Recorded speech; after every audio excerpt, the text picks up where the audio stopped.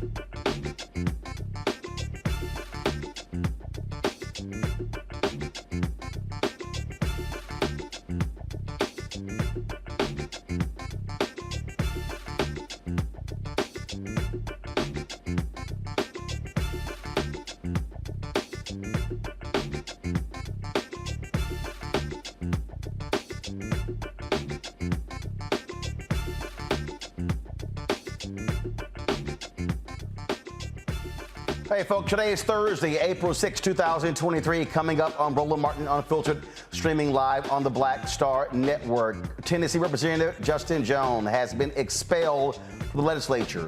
Republicans are debating the expelling another member, Representative Gloria Johnson. They also will be debating to expel Representative Justin Johnson. We will go live to the Tennessee legislature. We'll also talk with Mark Thompson, who is live in Nashville as well, to talk about what is going on there and how Republicans are absolutely abusing their power. This is one of those moments that should galvanize gun advocates, gun control advocates, but also should be galvanizing people across the country why we should throw out Republicans across this land for what they are trying to do in Tennessee and other states. Also on today's show, we'll talk about what Republicans are doing in Mississippi. The NAACP there is going to be having a town hall tonight, and we'll talk with one of the officials about that town hall. Folks, that and more we'll be discussing. Also on today's show, Chuck D will be joining us as well, talking about the 50th anniversary of hip-hop. Lots of stuff for us to cover, folks. It is time to bring the funk on Roland Martin Unfiltered on the Black Star Network. Let's go. He's got it. Whatever the miss, he's on it. Whatever it is, he's got the scoop, the fact, the find. And when it breaks, he's right on time and it's rolling. Best believe he's knowing. Putting it down from sports to news to politics. With entertainment just for kicks, he's rolling. It's on go, roll, roll, y'all. It's rolling Martin, yeah. Rolling with Roland now. He's funk, he's fresh, he's real, the best, you know he's rolling Martin now.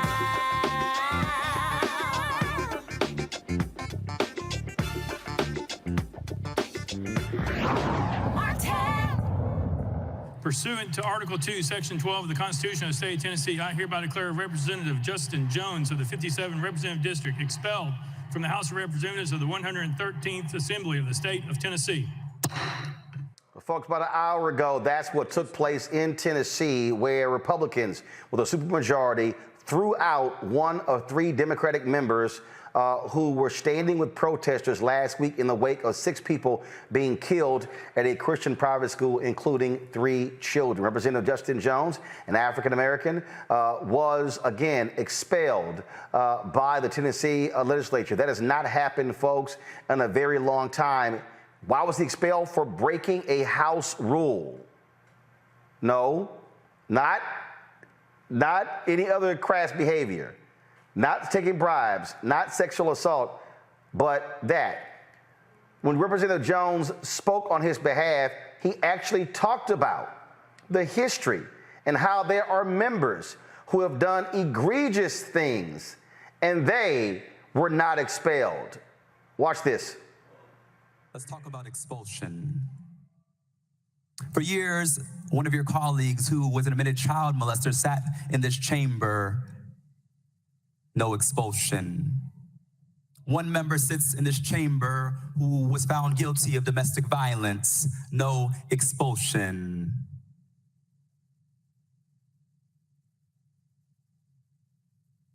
We had a former speaker sit in this chamber who is now under federal investigation. No expulsion. We have a member still under federal investigation. No expulsion.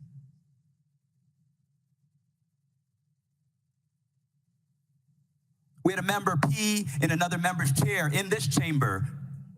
No expulsion. In fact, they're in leadership, but in the governor's administration. And so once again, what you're saying to us, since you're trying to put us on trial, I'll say what you're really putting on trial is the state of Tennessee. What you're really showing for the world is holding up a mirror to a state that is going back to some dark roots, a state in which the Ku Klux Klan was founded, is now attempting another power grab by silencing the 2 youngest Black representatives and one of the only women Democratic women in this body, that's what this is about. Let us be real today. Let us be real today. Colleagues, there's another part of this. This extreme measure is a violation twofold, because it also is an attempt to silence and undo the will of over 200,000 Tennesseans whom the three of us represent. Your extreme measure is an attempt to subvert the will of voters who democratically elected us as representatives to speak and to passionately fight for them.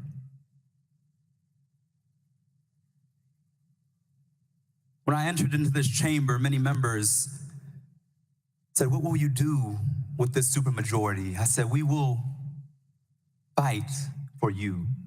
We will not bow down simply because they have numbers, because we know that we are on the right side of history and that this body is not the ultimate say."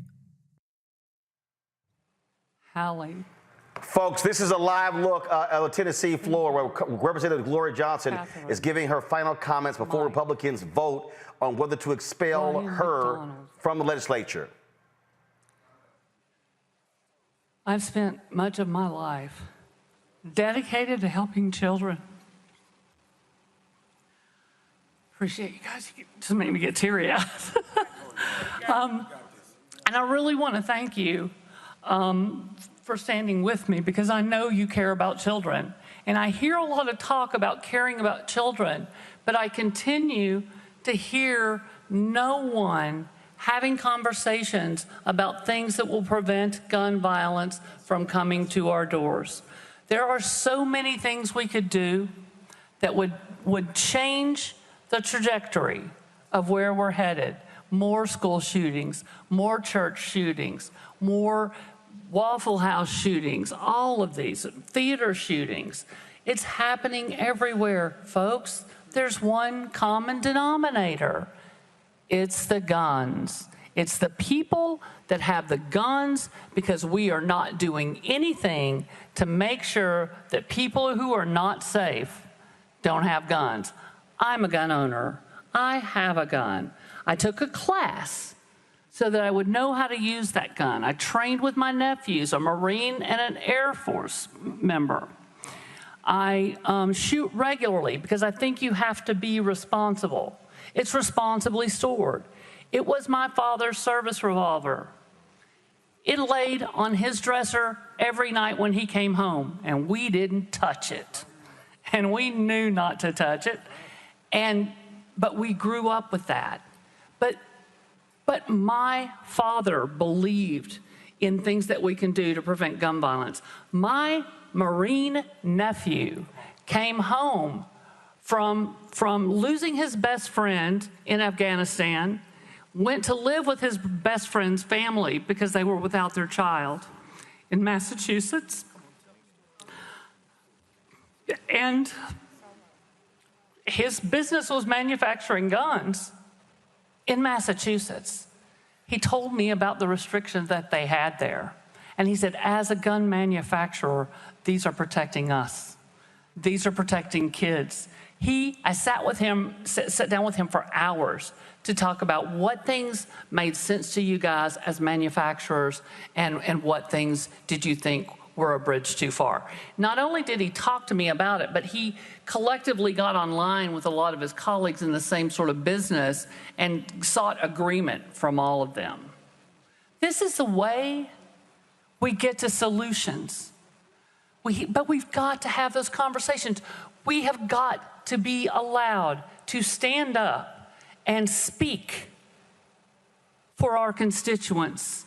And we have to welcome this younger generation who might do it a little bit differently, but they are fighting like hell for their constituents. And that's what they sent them here for. That's what they're doing. It's going to look different, you guys. The next generation always does. Respect the human dignity of every citizen in the state of Tennessee, and not just the ones that look like you, and not just the ones that agree with you.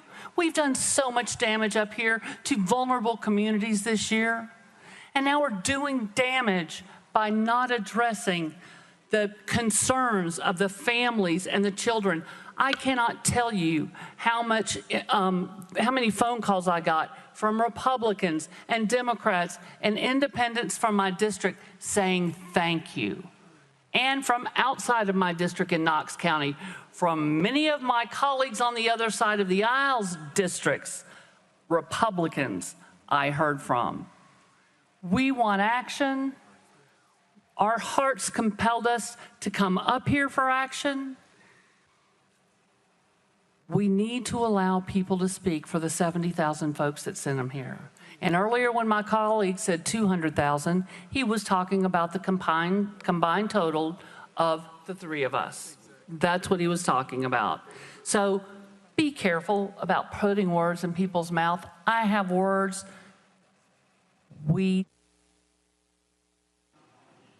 Thank you. We are voting on House Resolution 64. All those in favor vote aye when the bell rings. Those opposed vote no. Has every member voted? Does any member wish to change their vote?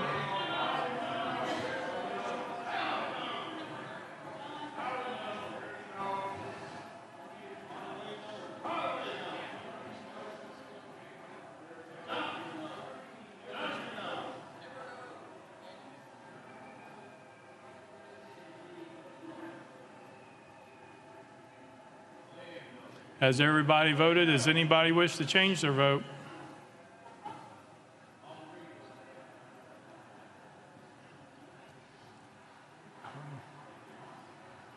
Mr. Clerk, take the vote. Aye 65, 30 nays. House Resolution 64 fails. Wow, so with that, the Tennessee House has chosen not to expel Representative Gloria Johnson. So there were 3 representatives that were resolutions would put forth.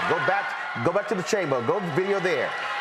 Again, Representative Justin Jones, 72 votes earlier to expel, 65 votes, 30 against.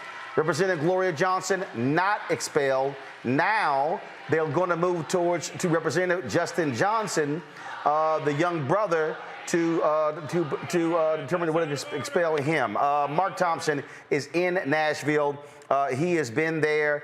You can hear, keep the volume up, please. You can hear the protesters. You can hear the protesters outside of the chamber. They're also there. They're also there in the chamber as well. House Resolution 63. Mark Thompson, just give us a sense of what this day has been like. Lots of drama there in Nashville. Mr. Speaker, I request that the clerk Yeah, read the resolution. it has been a very dramatic. Thank you for inviting me, Roland. It has been a dramatic day, an emotional day. It's been an historic day. And this supermajority Republican legislature, as Bible thumping as it is, does not comprehend the irony of trying 3 people on the eve of Good Friday and then expelling them, or in essence crucifying them. They just don't see that. And this even in the same week when this very same state recognized the observance of the crucifixion of 3 people in Memphis in 1968, Dr. King and the 2 sanitation workers. This is ridiculous. I've been talking to people here. I used to live here. I grew up in Nashville. In fact, I was a page in this very House of Representatives. My uncle was a chief sergeant at arms. I was talking to some people who still live here. I don't. And they say that the Republican Party and the Speaker of the House and the governor are so retaliatory that even when there were Republicans considering not doing this, they were afraid to not do it. They were afraid to do anything but go forward because of the potential of retaliation. All because 3 people stood up to oppose there not being any solutions to this ongoing gun violence, and that gun violence most recently visited that private school, that Christian school on Monday, Thursday today is, that gun violence visited that Christian school. I've known Justin for years. When he came to Fisk, he joined the church that I grew up in, the church where a mutual mentor of ours, Dr. James Lawson, taught nonviolence to John Lewis and Diane Nash and Bernard Lafayette and Marion Barry during the Nashville City Movement, Clark Memorial United Methodist Church. So it's Justin's nature to do this and to bring others with him, as he has our brother Justin Pearson from Memphis and Sister Johnson from right here in Davidson County. This is a very big deal. It's a very big setback, and it lets us know just how much further Tennessee is going backwards. Here's what's interesting, Roland. When I was here in high school, this was a blue state, and there were 2 senators, 2 Democrats. Mark, hold on one second. Representative Justin Pearson is about to speak. He is about to get his opportunity to answer to the resolution that is against him. And so we will go live to Tennessee.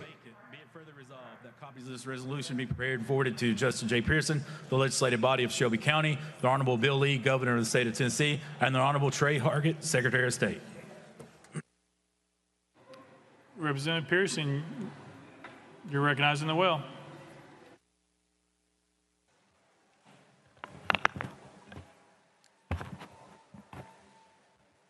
To God be the glory for the things that God has done and the things that God's still doing. It is indeed a sad day for us in the state of Tennessee with the loss of Representative Justin Jones from this body. It is a victory of this movement that still says it matters to end gun violence in the state of Tennessee. This movement that still says it is time for just action and just reforms in our state, and to still have Representative Gloria Johnson serving in this House. That's the power of justice. There's been a refrain and a song going around in this movement. Power to the people. Power to the people, power to the people, power to the people, Hosanna.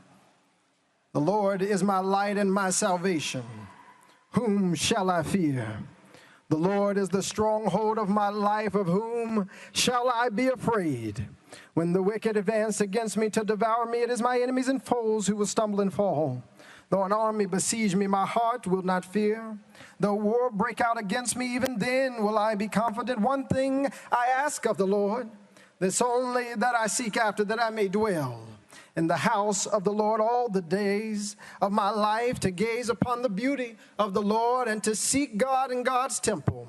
For in the day of trouble, God will keep me safe in God's dwelling. God will hide me in the shelter of God's sacred tent and set me high upon a rock. Then my head will be exalted.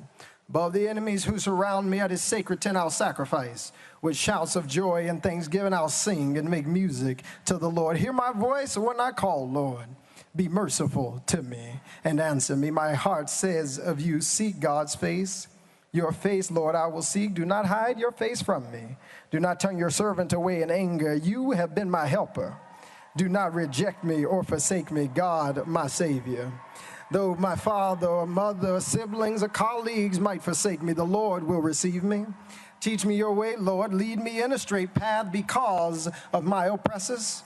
Do not turn me over to the desires of my foes, for false witnesses rise up against me. Do not turn me over to the desires of my foes, for false witnesses rise up against me, spouting malicious accusations. I remain confident of this. that I will see the goodness of the Lord in the land of the living. Wait for the Lord. Be strong and take heart and wait for the Lord. I give thanksgivings to Dr. Kimberly Owens Pearson, Reverend Jason C. Pearson Sr., my fiance Oceanae, my brother Keyshawn, who stands in the gap for Jason II, Temperance, and Jalen, and to everyone in District 86 in Memphis and Millington of the community who is here demanding justice. We are here because of a tragedy. Covenant School shooting victims Catherine Kuntz, Mike Hill, Cynthia Peak, Evelyn Dehouse, Haley Scruggs, and William Kinney. We're here because of a tragedy, because we spoke up about the tragedy of gun violence that continues to perpetuate and persist in our state. We're here today witnessing injustice against the First Amendment. We spoke up for gun control and the end of gun violence. We're here today. We're being sought to be expelled from this, the People's House, for speaking up about the need for gun control because we broke some House rules. We're here today because of House Resolutions 63, 64, and 65. Rules, I will tell you that I was never told about. I learned about more rules in this House and our state constitution in the last 5 days than in my entire tenure. And as you have seen, and as we unfortunately have seen, the rules can be wielded to bend to the desires of a few, and it is not sacrosanct for the protection of everybody. I do, before I continue, have a few parliamentarian inquiries. If you will indulge me. One, when is it that evidence can be presented into the record? Evidence for our expulsion. As a point of order, you can stop the time. I just got a few parliamentary inquiries before we keep going. This is part of your time because you're asking the clerk questions during your opening. Mr. Clerk. Okay, I'll retract those questions and then we'll ask them after. Thank you. It is said that I broke the Constitution. Article 2, Section 12, saying that each house has its own proceedings and you can punish members and things like that. Again, never informed about even these proceedings, denied due process, didn't know anything about this. I was never given an overview of these rules or informed the speaker, the chief clerk. Nobody reached out saying, hey, this is what you can expect. I've been serving officially District 86 for 10 days since our swearing in. I was sworn in the day of the Covenant shooting. And now being brought up against charges, if you will, that we broke the Constitution. Told in paragraph 2 that members of this assembly have permanent rules of order. Now, when did we sit down and we talk about these rules? I think they were voted on before I got here and was appointed by the Shelby County Election Commission. I was told that we were crowding around the clerk's desk, and I got to be honest with you, I just realized they're talking about this desk and not the one up there. It's a lot of things that are in these resolutions that seem to assume a lot of knowledge about what I am supposed to know or what we are supposed to know without real facts about what we have been provided information about. I'm told that I did knowingly and intentionally bring disorder and dishonor. Knowingly and intentionally bring disorder and dishonor. When we went up between bills, I walked to this hallowed house near this well, went up between bills after not being called on during welcoming and honoring to say we've got to listen to the people. We've got to do something.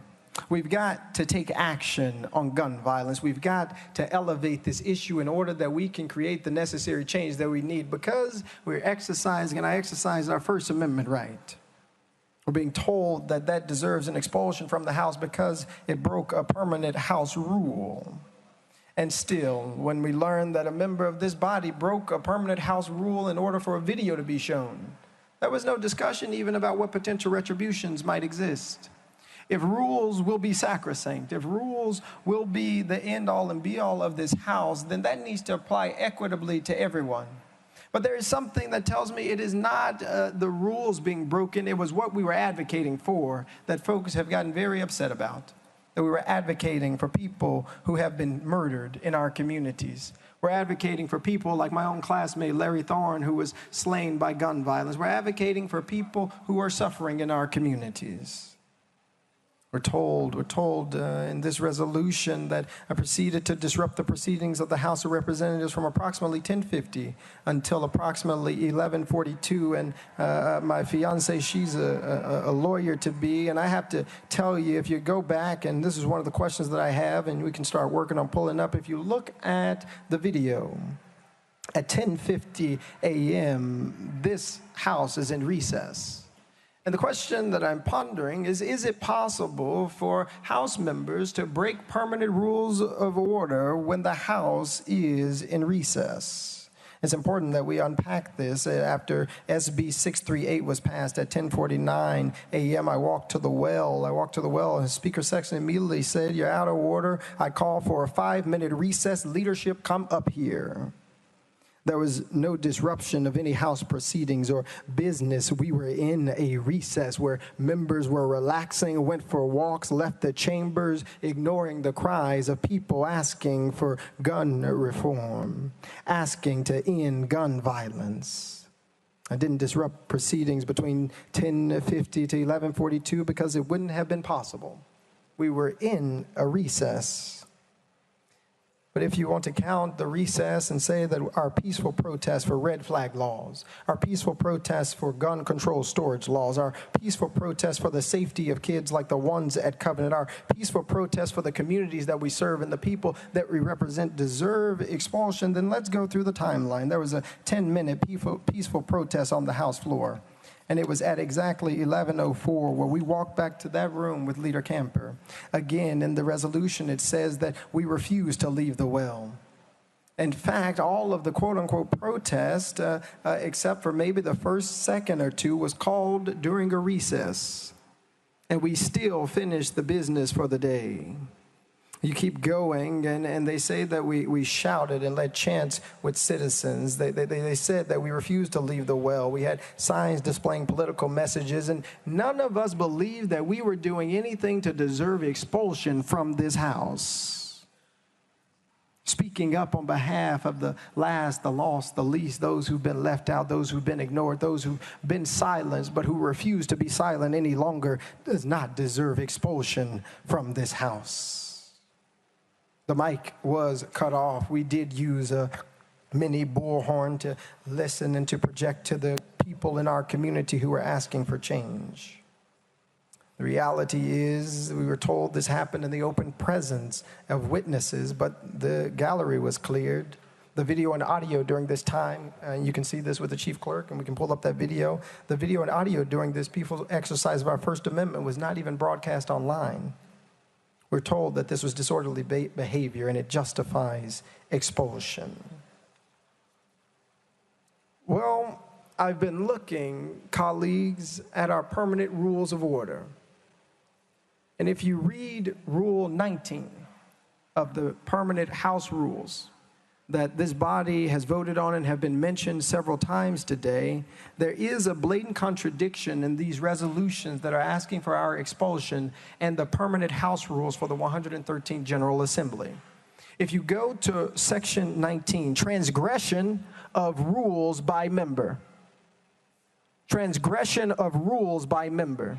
And it reads this, and I'll read it into the record. Any member who, in speaking or otherwise, transgresses the rules of the House, the Speaker shall, or any other member may, call such transgressing member to order, in which case the member so called to order shall immediately sit down, unless permitted to explain. And the House shall, if appealed to, decide the case without debate. If there be no appeal, the decision of the chair shall prevail.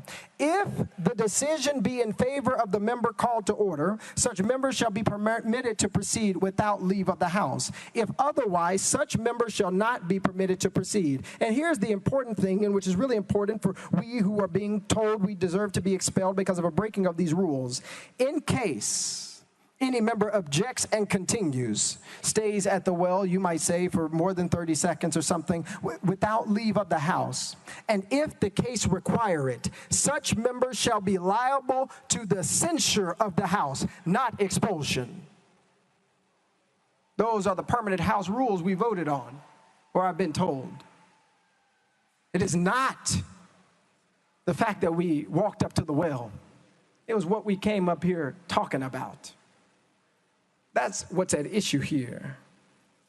We're told that we have hurt the integrity and dignity of the House that our people elected us into.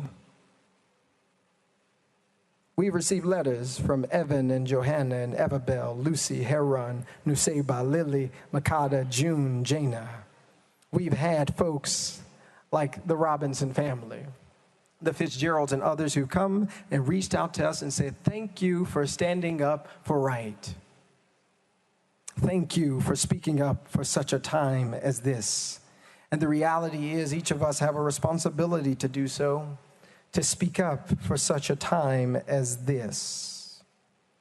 There is something I take issue with in paragraph 9 of our resolution. It says that it's deemed in the best interest of the people of the state of Tennessee and the body for Representative Pearson to relinquish his seat as a member of the House of Representatives. I want to be clear. We are not relinquishing our seat. With this vote, you are taking it. You are disenfranchising the people of District 86. You are disenfranchising tens of thousands of people in our state. We are not giving anything away. A few of my colleagues have talked about the Tennessee State Constitution in Article 2. But I invite each of you to go to Article 1, Section 2 of the Tennessee State Constitution. And it reads this way, that government being instituted for the common benefit, the doctrine of non-resistance against arbitrary power and oppression is absurd, slavish, and destructive of the good and happiness of mankind. That's what the forebearers of the state of Tennessee wrote.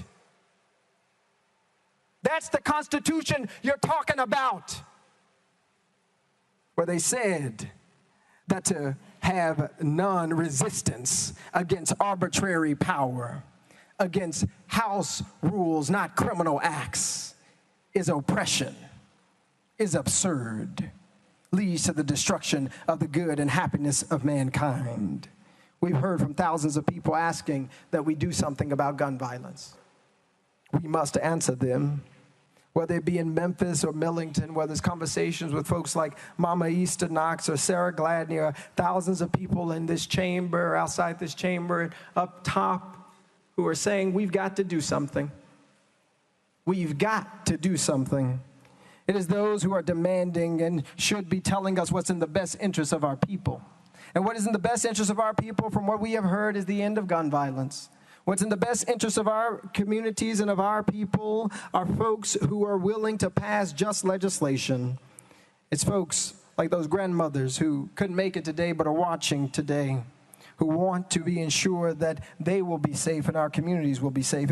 It's Jermaine, my intern who shadowed here at this Capitol, who said, I want to make sure that going to school isn't going to lead to my death. Our silence about gun violence is the antithesis of what is in the best interest of the people of the state of Tennessee. This week especially, Holy Week, we remember also Dr. King and the forebearers of the civil rights movement who taught us about civil disobedience as a way to get action. Dr. King taught us that sometimes there's a consciousness above rule, above what you might say is law. And that the true forms of protest is nonviolent disobedience. For less than a few minutes, we and you are seeking to expel District 86's representation from this House in a country that was built on a protest. In a country that was built on a protest. You who celebrate July 4th, 1776, pop fireworks and eat hot dogs. You say to protest is wrong because you spoke out of turn, because you spoke up for people who are marginalized. You spoke up for children who won't ever be able to speak again. You spoke up for parents who don't want to live in fear. You spoke up for Larry Thorne, who was murdered by gun violence. You spoke up for people that we don't want to care about. In a country built on people who speak out of turn, who spoke out of turn, who fought out of turn to build a nation. I come from a long line of people who have resisted. I come from a long line of people who have fought injustice.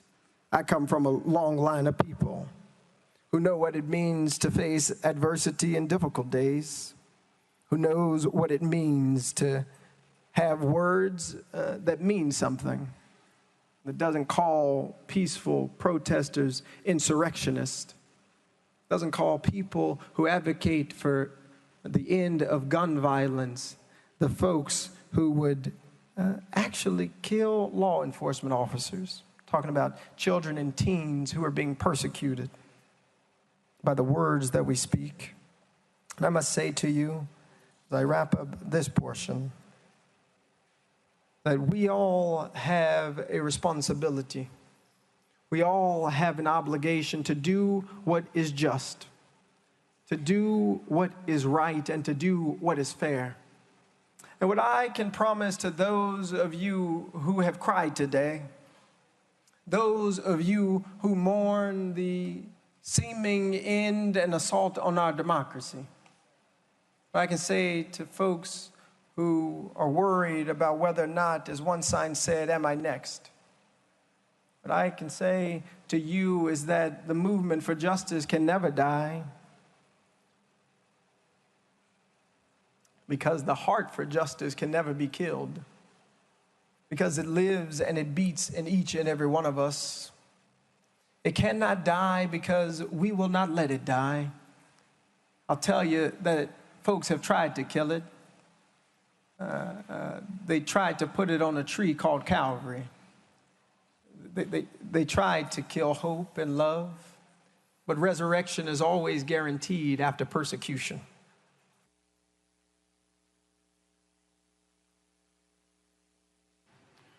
Representative Farmer, you're recognized. Yeah, thank you, Mr. Speaker. Representative Pearson. Representative Pearson, right here. Do you know why you're standing in the well today? Representative Pearson.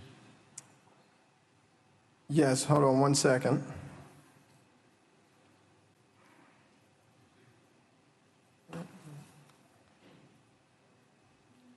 Representative Farmer, yes, sir.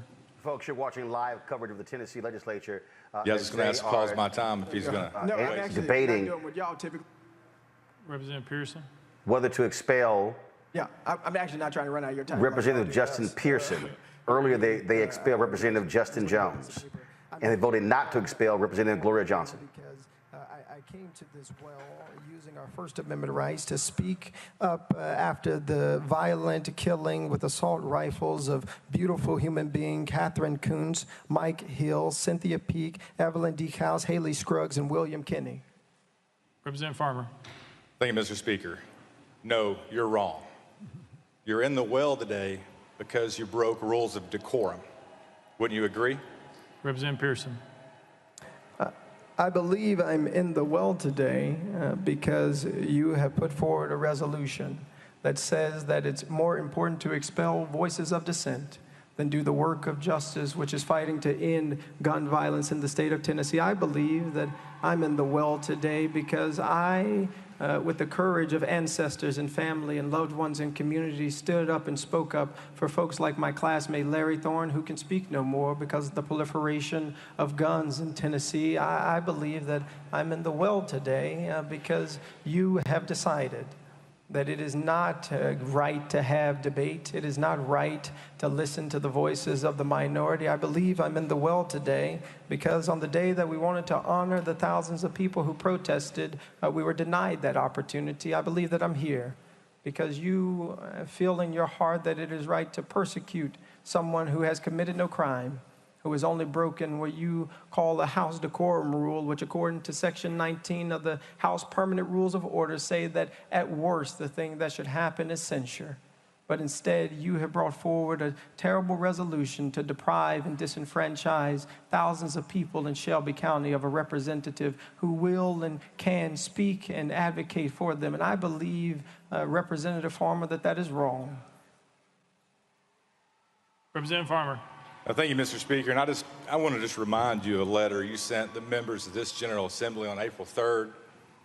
I recognized I did not follow decorum this past Thursday on the House floor, and I take full responsibility and accountability for my actions. What changed between the letter you sent the members and the account you just gave? Because either A, you were telling a lie here, or you were telling a lie right up there at that podium. So what's the truth? Representative Pearson. Thank you, Representative Farmer. I did write that letter, and I still stand by it. We broke, I later learned, rules of House decorum by coming up to the floor, and I do take full accountability and responsibility for my actions because I don't want the names of Catherine Kuntz and Mike Hill and Cynthia Peake and Evelyn Dehouse and Haley Scruggs and William Kinney and folks like Larry Thorne to go into an ether of silence. You're right that coming up to the House floor without the speaker saying something broke a rule of House decorum, but it did not break a rule that deserves the expulsion of members of this body. We committed no crime. We did nothing but came to this floor to say we need to listen to the constituents who are asking for us to end gun violence. We need to listen to the constituents who are asking for us as they chanted to do something. And that is not a crime. In fact, that is our responsibility, our obligation, and I would even say it's our calling. Representative Farmer. Thank you, Mr. Speaker. And as you said earlier, you've admitted that you've engaged in disorderly and disruptive conduct, correct? Representative Pearson. That's not correct. I believe the rule of House decorum that we broke was walking up to the well without the speaker's permission. But I think, and I'm going to ask that we do get the video of what happened on the House floor that day, because I believe you will see, as we saw on the video earlier, that most of the things that are in this resolution, which really make it challenging, I think most of the things that are in this resolution happened during recess. And what I'm being told now, or what it seems to be happening, is that you cannot be held to account to the permanent House rules of order during recess, or another member of this body would have had a resolution against them, or will be having one pretty soon. And so I think there are a lot of contradictions and questions that are coming up, Representative Farmer. Representative Farmer. Thank you, Mr. Speaker. Representative Chisholm. Thank you, Mr. Speaker. Representative Pearson, what day were you officially sworn in?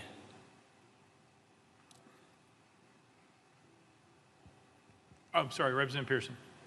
I was sworn in on the 27th, so Monday last. Representative Chisholm. The 27th of March. So I bet you've learned a lot about the House rules over the last few weeks, huh? Representative Pearson. Yeah, most certainly have learned a lot, and we're really fortunate to also serve in an interim role to see how this House operates. And I have to say the way that it operated today was quite different than what I've seen in past sessions. Representative Chisholm. Thank you, Mr. Speaker. Members, I'm standing here to fight for our member. I'm standing here to fight for all of our members, because we have a new member standing in a well defending his right to even be here. A member who was sworn in less than 2 weeks ago. A member that is just learning the decorum of this body. A member who is proving himself to be hardworking, articulate, eloquent. And although this member moves a little bit different than most of us, matter of fact, I even go as far to say he moves different than I do. But this is a member that deserves to be a part of this body. This is a member that I've seen with my own eyes works so hard for his community, who I've seen fight tooth and nail the injustice in his community, who fought gun violence, who who fought for clean water so that the state could continue to have it. A member, since over the last 2 weeks, I've seen study more than I've seen many of us who've sat here for years. So members, many of you all know that it's rare for me to get up into this chamber and speak, but I have to speak to the humanity of everyone in the room. Forgiveness, we're all taught to be forgiving. Well, let's take the opportunity to forgive a new member who maybe, yes, he broke a rule of decorum. A member that I believe in a short period of time will be an asset to this body. Who I see as an asset to this body even now.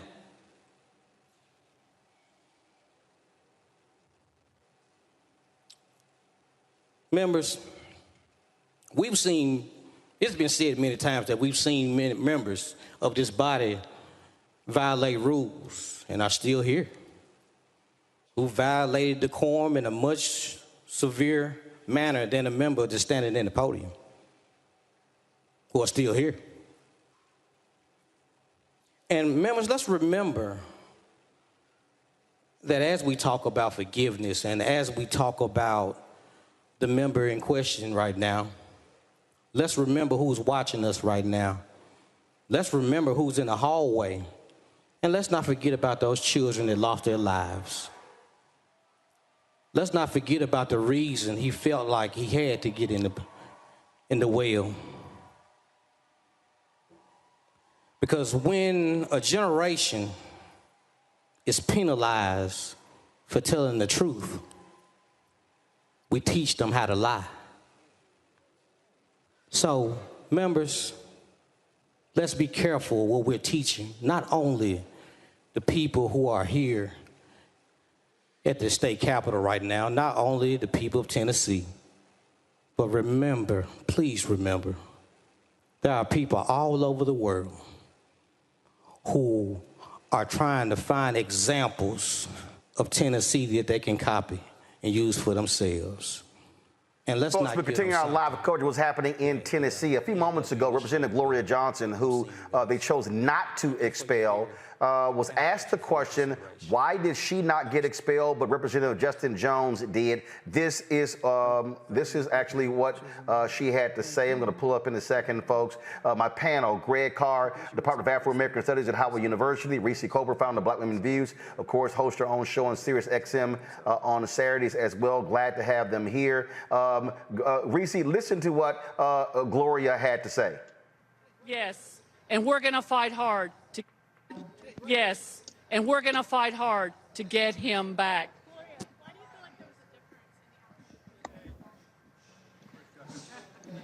I will answer your question. It might have to do with the color of our skin. Reese, Representative Johnson says, what's the difference between her and Justin Jones? She's white, he's black. Point blank and a period. White women tears are undefeated, okay? We saw what Iowa earlier, even though those white girls weren't really complaining, it was all the other white folks. But I don't want to diminish what she did as part of the Tennessee 3, protest. She did show great bravery, and this is a prime example of why we need white people and white women who have a special little superpower called white tears to stand beside us, because they do have more privilege in these situations and they're not going to see the same consequences that we have. But I did have ain't that about a bitch moment when she was not voted to be expelled. Now, she still had a majority of votes to get expelled, but in this case, you needed 2/3 majority in order to expel the member, and that's not what happened in this case. So it's really ridiculous that we're seeing this. And I just last week on the show, Roland was talking about how Republicans like to use decorum as a tool to silence dissension, as a tool to deflect away from the fact that these people are co-conspirators in the American carnage from gun violence. I salute both of these young brothers. I think that Justin Jones will be probably reappointed back to the seat, and he will win his seat back in the special election. But what these Republicans are doing today is to send a chilling message: stay in your place, boy. Don't step out of line, boy. We can take you out of here, boy. Right. It doesn't matter if you were elected, boy. We brought you in here and we could take you back out. And that is a problem. I'm going back to Justin Pearson. I'm going to go to Greg Carr. Go back to the live hearing. To stand up and say the way we're doing things is wrong. That's people power. But that's the responsibility of all of us who serve people. It is not just to go with the status quo in and of itself because that's the way that things have always been. It's actually to push for things to be better, to push for the voice of the minority. And I mean that in a couple of ways, not only politically, but today, 2 African-American members, 1 woman, 1 of 2 Democratic members had resolutions for expulsion. It's an opportunity and a necessity that this body become more democratic in order that all voices all the time are heard. So that folks don't have to stand up person after person after person saying, the way we're treating this person's bill is different than this person's. And the only difference that's obvious is the fact that one is black and one is white. One is a Democrat and one is a Republican. Those ways of operating that entrench the status quo only lead to further division. And to persecute people who are advocating to stop the proliferation of gun violence in our communities. That's wrong. That's wrong. And so while I know I do take responsibility for coming to the well while the speaker said out of order, I also take responsibility for the people in our district and in our communities who are asking for us to do something, who are tired of going to funerals of their brothers and their sisters and their grandmothers and their cousins. Are we not responsible to them too?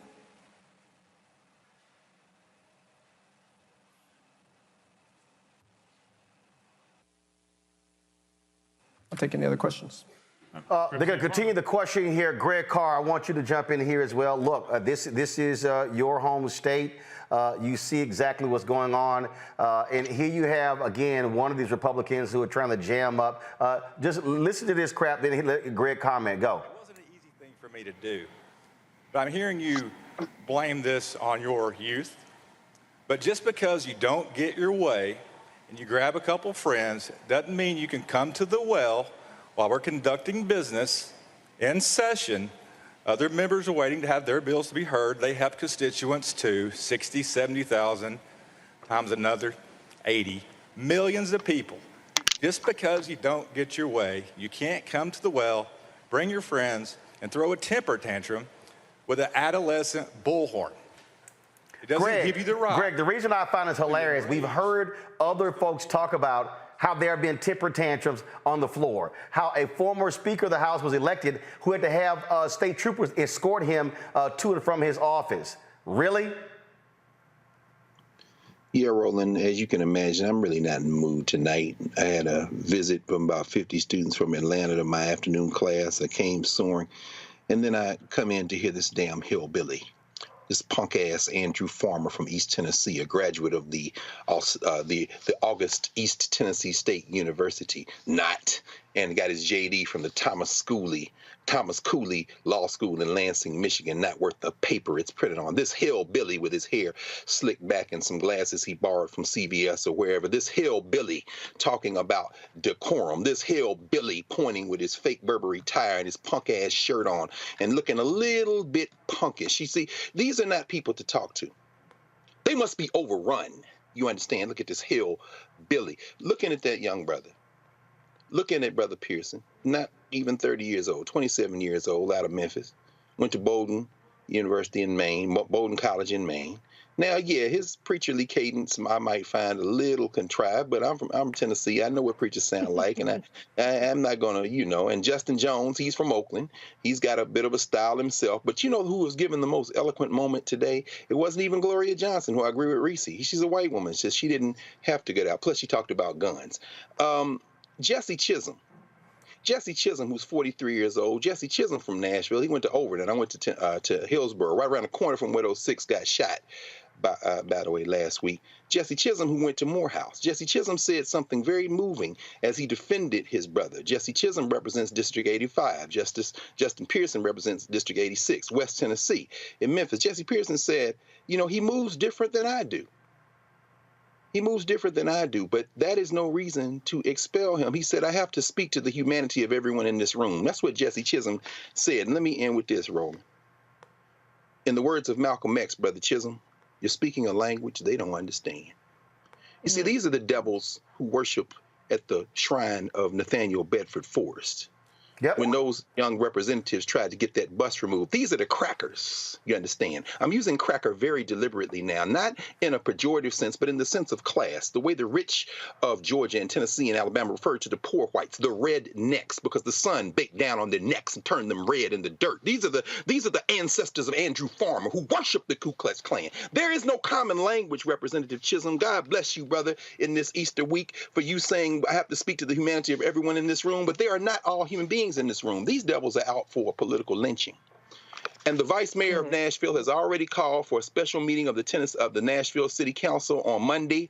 They are going to take up the District 52 vacancy of Justin Jones, and they're probably going to reappoint Justin Jones because according to the rules of the Tennessee State Constitution and Legislature and the local governments, you can't be expelled from the House on the same thing twice. So they're going to be back. This is political theater. But damn it, you ain't got to move. And I'll wear dashikis. You understand? I see that brother there standing in a dashiki. That's fine. But guess what? When our brother Jesse Chisholm said he don't move like I move, but we need to talk to our common humanity, brother Jesse, you're wasting your breath. The only way you break the back of these white boys is to break their political back, grind it into dust. Now y'all get out there and vote. And like you said, like you asked, where's the damn NAACP? Where are all the street protesters? Where are the people? Break their backs.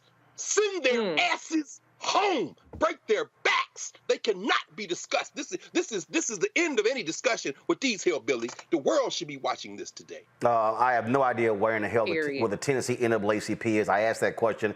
Why are they not mobilizing and organizing? Let's go back to hear Representative Justin Pearson. The well of this House saying we've got to do something. That's what I would like to be doing. And so you brought attention or tried to bring attention to me, but I want to turn the attention to the people. The people who will never be able to throw a temper tantrum for gun violence. You know, the Larry Thorns, the Catherine Kuntzes, the Mike Hills, the Cynthia Peaks, the Evelyn Decaus, the Haley Scruggs, the William Kennedys, who will never have a chance to throw what you call a temper tantrum for justice, for gun reform, for the ending of gun violence. They'll never have a chance because we haven't taken our oath seriously, because we don't take people who we disagree with seriously. We tell them, you just are throwing a temper tantrum. And again, these are the same folks who live in one of the greatest democracies, as we've been told, in the United States of America. A place and an institution, in fact, I would argue, that was built on protest. An institution that was built on people throwing temper tantrums against injustice and what they viewed as injustice. It isn't a temper tantrum to say that kids should actually go to schools that are safe. Neighborhoods shouldn't have to have thousands of police officers to be safe. We shouldn't have to worry about going to the grocery store, as in some cases going to the movie theater and someone coming with an assault rifle and killing us. That's not throwing a temper tantrum, sponsor. That's just asking for us to do right. You said something else. You said, you don't understand why you're here. I promise you, I fully understand why I am here. I am here because the people in District 86 brought me here. I'm here because the people in District 86 asked that we might fight for justice against the status quo here. I'm here because we are subversive to the status quo. One that is young, one that is diverse, one that calls into question the ways that we have been operating that are not working. Because if they were working, those kids would be alive. Larry would be alive. people in our communities and in our families, TJ would be alive. If the system was working the way it was supposed to, because my cousin would be alive. But that's not what's happening. And look, I wrote y'all a letter. I hand-delivered a letter to everybody, and I said, look, I take full accountability and responsibility for my actions on the House floor and that it broke decorum. I told y'all that. And I also told you that there was in no world or way that I thought that would lead to us being expelled from this House that we got elected into by our constituency. Who would have ever thought that? That for 30 seconds or less before the speaker called a recess could lead to our expulsion from the State House. That is anti-democratic. That is not right. That is not just. So yes, I still take full responsibility for my actions. I know exactly why I am here serving. I know exactly why I'm fighting for our community, why I'm fighting to continue to be in this institution to help create change. I know exactly why I'm doing that, and I know exactly why this resolution was brought forward. And I don't think it has a lot to do with the 30 seconds before the recess. I think it has to do with the issue that we were talking about. You said something else, that we are just criticizing folks and setting, instead of just setting back and criticizing folks, put forward some legislation. Well, some good legislation has been put forward, y'all. I hear representatives on our side have legislation that can lead to protecting our communities, including red flag laws and gun storage as well. And I ask that you might work to actually pass that legislation, because we are going to continue to fight for just legislation. We're going to continue to fight to ensure that more lives are not lost to the epidemic of gun violence in our communities. And so, yes, if I'm expelled from this House, I will not have the opportunity to fight for that legislation as a member, but you can believe that I will continue to fight for our communities and to fight for just legislation in the state of Tennessee. With that, if anyone has any more questions or comments. Representative Beck.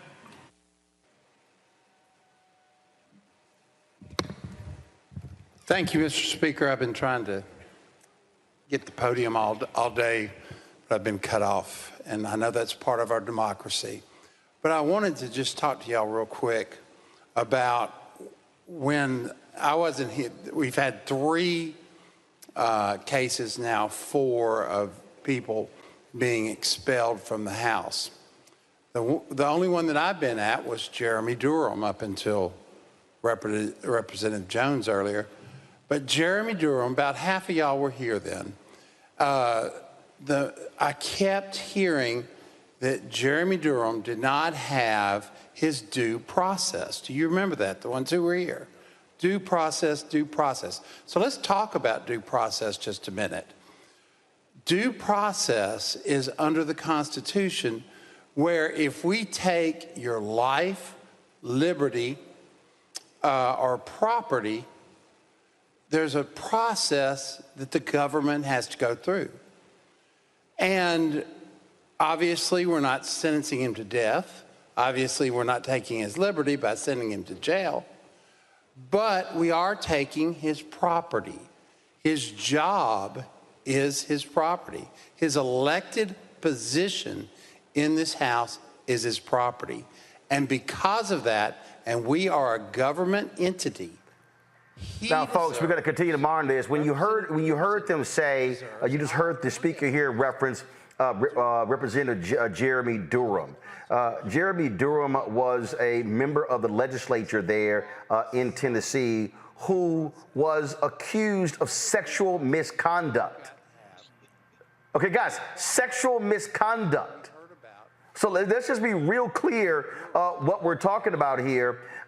Again, what you're dealing with. In fact, this is a story here. Durham was a Republican. He was expelled from the legislature in 2016, months after an investigation by the Nashville, Tennessee, revealed inappropriate text messages to several women. A subsequent investigation by the Tennessee Attorney General's office detailed allegations by 22 women that Durham made lewd comments, gave inappropriate hugs, and had sex with a 20-year-old college student political worker, at his legislative office and home. The Tennessee Bureau of Ethics and Campaign Finance launched its own investigation, ultimately levying the harshest fine campaign finance officials have issued against an elected official. The investigation found Durham violated campaign finance laws hundreds of times, spending thousands of donor money on goods and services not related to his campaign. And you had Republicans, Reese, today stand up and say this man who they expelled didn't have due process, and they are literally kicking. They've already kicked out one brother. They're likely going to kick out a second brother for breaking a rule.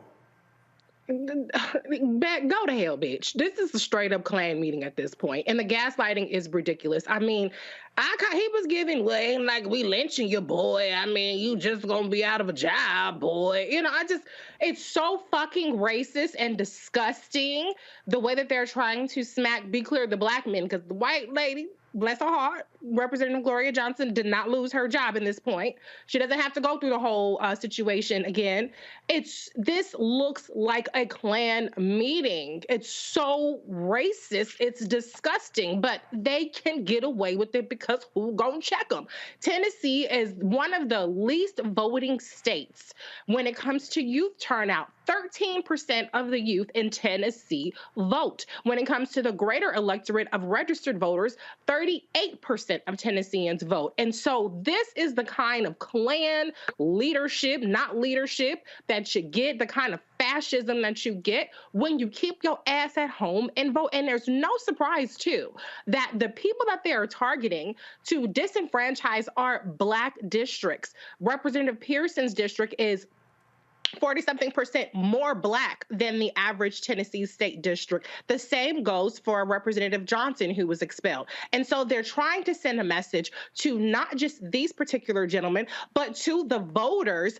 Don't send somebody here that's going to rock the boat, because we'll send their asses packing all over again. And I hope that when these two gentlemen come up for a vote, if Representative Pearson does get expelled, that the voters tell them, take that message and shove it up your ass. We're going to send people in there that are going to do what needs to be done so that we get justice and we get gun control in this country, for starters.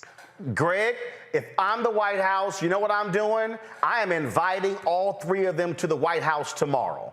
I am standing there and I am calling out these Republicans. I am putting them on blast. I'm saying we stand with them on gun control. And if I'm President Joe Biden and Vice President Kamala Harris, I'm also saying we will come to your districts and campaign for you. This is a moment that you use to mobilize young voters, mobilize the thousands. Listen, as these people are talking, if y'all are listening, when we run the coverage, when you hear, they are literally there outside the chamber watching this, yelling and screaming.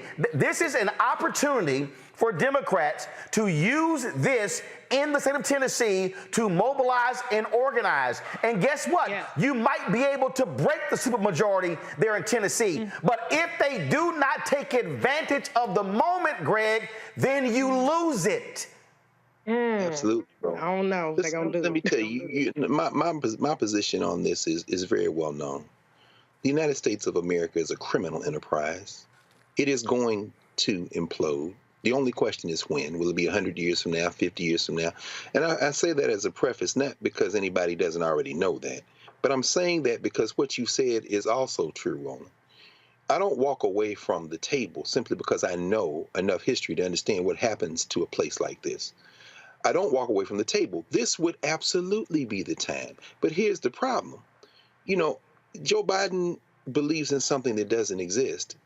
He believes in something called the American people, the soul of the American people. And that's why his wife could make such a faux pas as to try to invite some white girls from Iowa to come to the White House along with LSU. They don't understand where they are. Now, can we make them understand? Absolutely. And this is getting right to the point that you're raising, Roland. We're not caping for any political party. What we're caping for is people. People have been killed. This young brother right here, Justin Pearson, who is growing into his role as a legislator right before our eyes, has been thrust into the conduit of history. And so has Justin Jones. Now, Gloria Johnson has chosen to stand on the right side of history. Will the Biden administration stand on the right side of history? History tells us probably not, unless we force them to. Now, what you saw there with Bill Beck, Representative Beck, is a white man, but he represents a district in Nashville. His district, District 51, is part of Davidson County, and you took us through that story quite well months ago, Roland, and how this white supermajority, this white national supermajority, has tried to carve up Davidson County to prevent political power. But Reese just gave us the numbers. As a person who votes in every election, and also understands that this criminal enterprise is going to dissolve. Those two things are not mutually exclusive. I fight because you don't have a choice but to fight in this. The brother standing there in a dashiki, we know what his politics are, but he is an elected state representative. And when when Bill Beck said that you are taking his property, his elected position, that's why we have lawyers.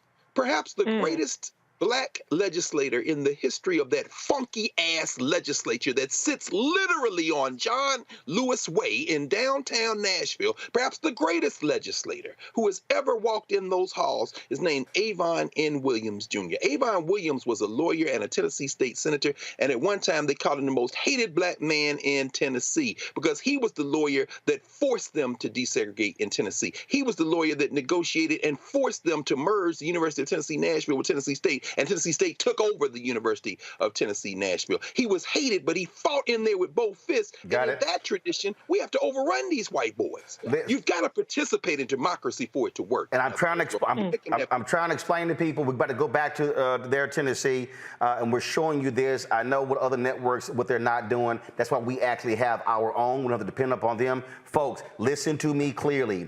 This is a moment. I keep telling y'all, there's a through line from Tennessee to Georgia to Florida to Texas to Mississippi to Alabama. We can keep going. This is what they're going to do. This is why I wrote this book.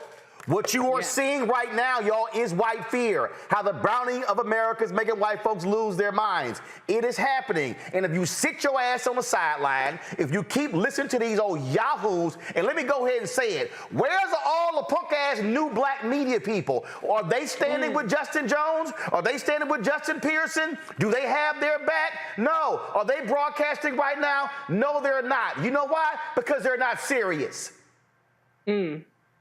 And so what we have to understand is this is fighting for black people.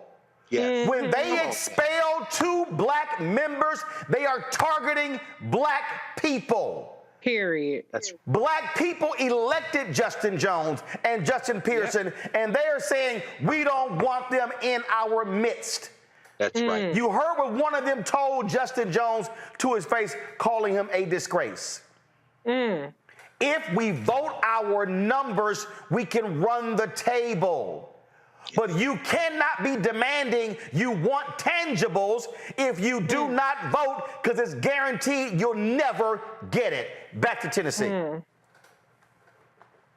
When you step into the well with a bullhorn and are yelling and screaming and are sharing with the people of this state that you believe that none of us care, and you shut down the ability of even a response, surely you can at least admit that that is an egregious thing to shut out other voices, because only together with everybody's thoughts at the table, everybody's voice at the table, can we possibly solve the problems that plague our day.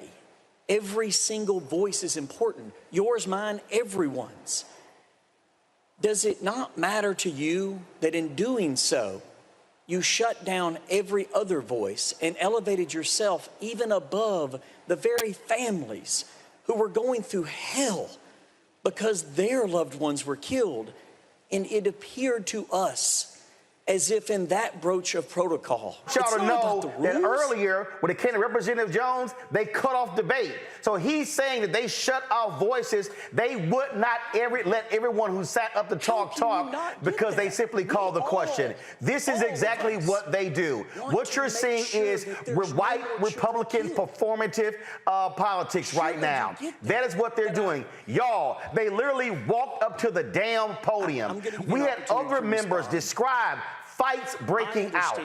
Fights breaking out. I would ask. And they literally are bitching about, oh my God, you walked up and you disturbed. Here's the other deal. They broke a House rule. Earlier, they introduced a damn video showing what happened, and the shooting of that video broke a House rule. Yes, sir. And then they said, who was the member who shot it? Come forward. Nobody came forward. I wanted to share that because I just so y'all understand on how the BS at play. Let's hear Representative Pearson respond to this idiot. This exchange, because this is the way that I know how to resolve things, to talk about them and share ideas and share our differences in a way that comes to better results. What are your thoughts on that? Representative Pearson. Leader Lambert, you're wrong. I don't think that one person's voice is more important than anybody's, especially the 96 or so other folks. But what about the thousands of people who were here that Thursday who you never recognized? What about the thousands of people here who your colleagues never made eye contact with or smirked at and gave a thumbs up or laughed at? What about the thousands of people who came here saying, we need to end gun violence and we need you to do something, and they were called insurrectionists by the Speaker of this House? What about the thousands of people who marched the streets of Nashville and came up to this Capitol asking that we do something, but instead of getting just legislation that might protect our schools, we're saying put more guns in schools? I have to tell you, Leader Lambert, I'm shocked that you would say that you care so much about debate in this moment. I am, because I've seen and talked with a young person today who said they came to you and they were talking with you, and there was another representative, Representative Jones, there, and he was trying to speak with you, and you yelled at him, "I've heard enough from you, young man." You said that to another equal member of this body.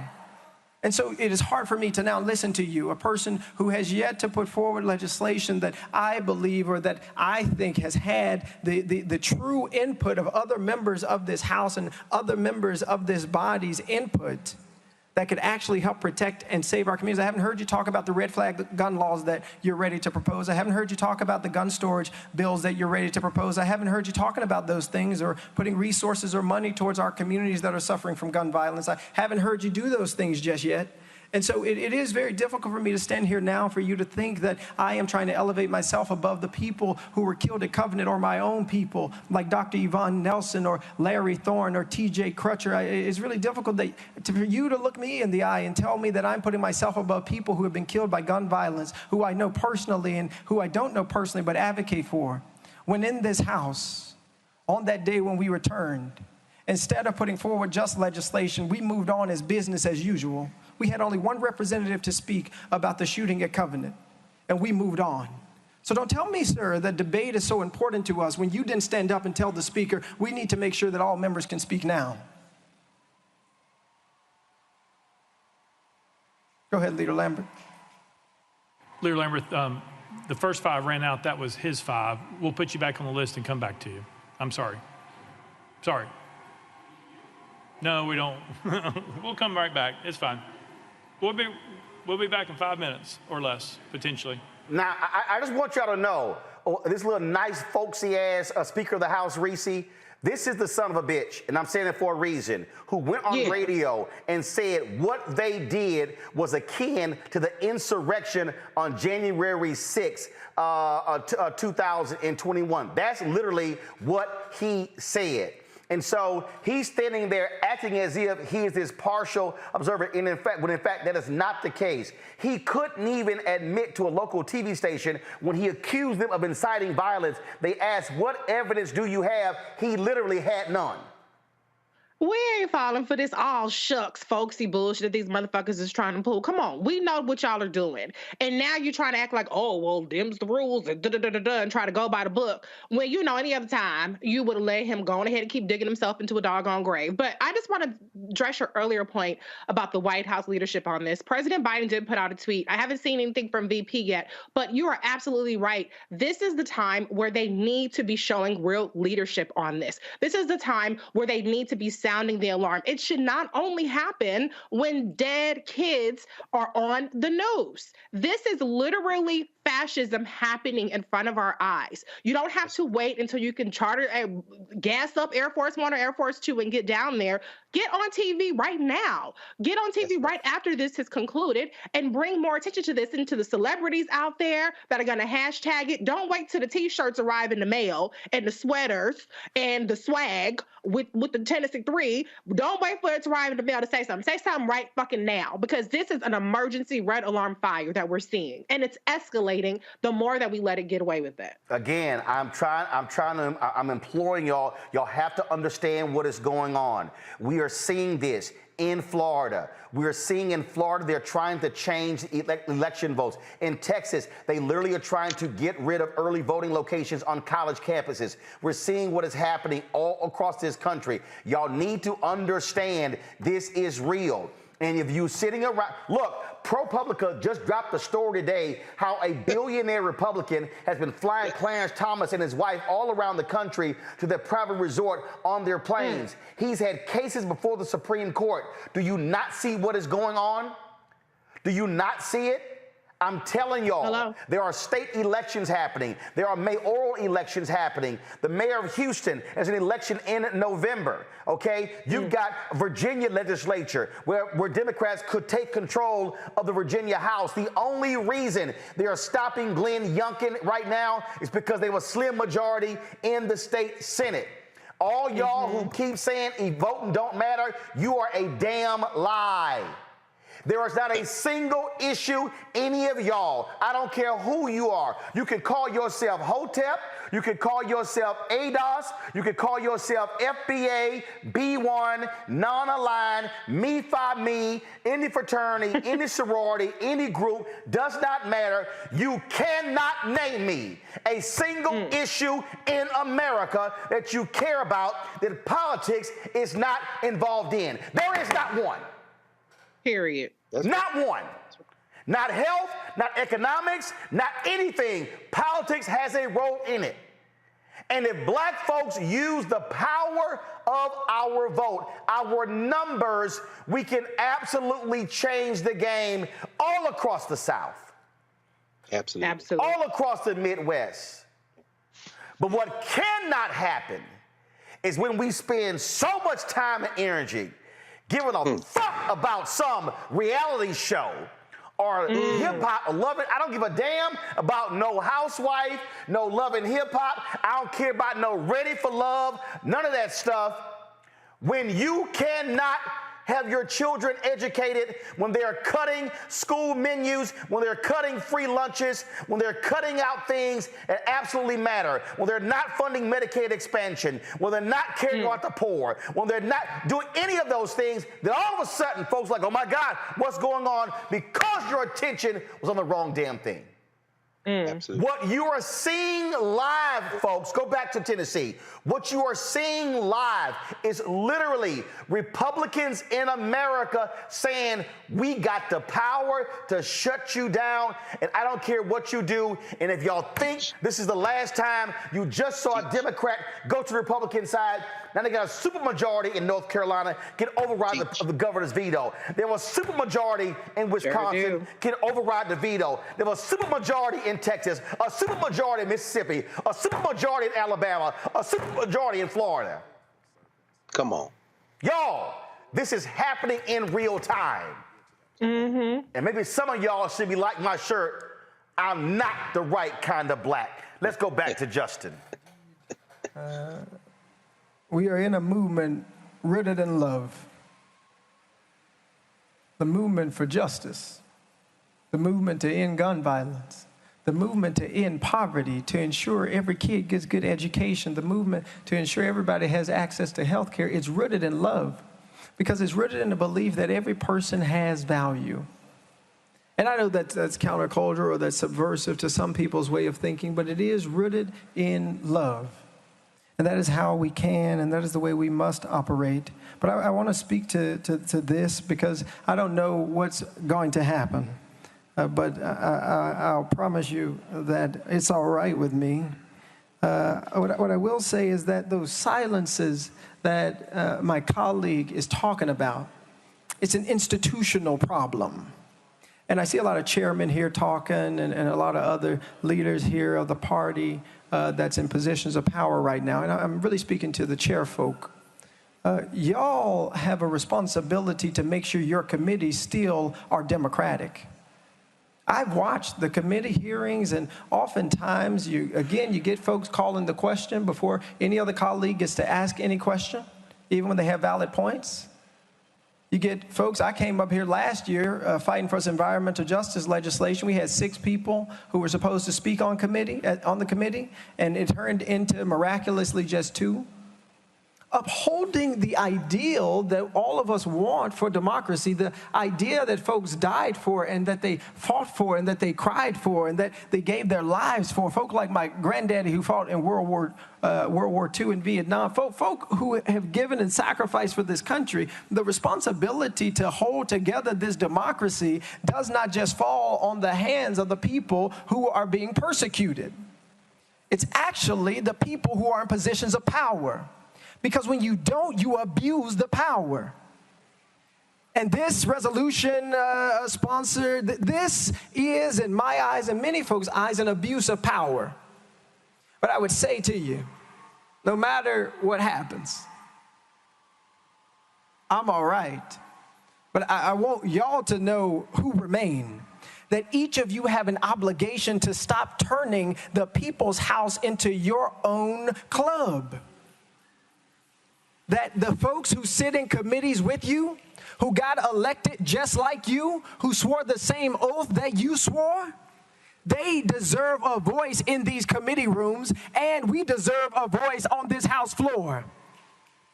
The erosion of democracy in the state legislature is what got us here. It wasn't walking up to the well. It was being disruptive to a status quo that silences the minority. And it is wrong. And the people in this state and the people across the country and the world, whoever's watching, are wanting to see a change. Just because you have power doesn't give you the right to abuse it. Because even if I disagree with your constituents on political issues, I do agree on the principle for which my ancestors fought and died, which is that they would have a democracy. A democracy, as one said, that is governed by the people and for the people, not one that's governed by ideas and principalities and beliefs and ideological divides that try and silence folk. It's horrible that someone who got elected just like you can't even get a good morning from you. Somebody who got elected just like you can't speak in committee sitting next to you. But then you come here to persecute me and tell me you just don't understand the rules of debate. When I know for a fact this House has not been a place of debate for Democrats. This House has not been a place of debate for people who are transgender. This House has not been a place of debate for people who are LGBTQIA. This House has not been a place of debate for people who are already persecuted in our society. This House ain't even been a place of debate for people who wear beautiful dashikis in honor of their ancestors who made it over.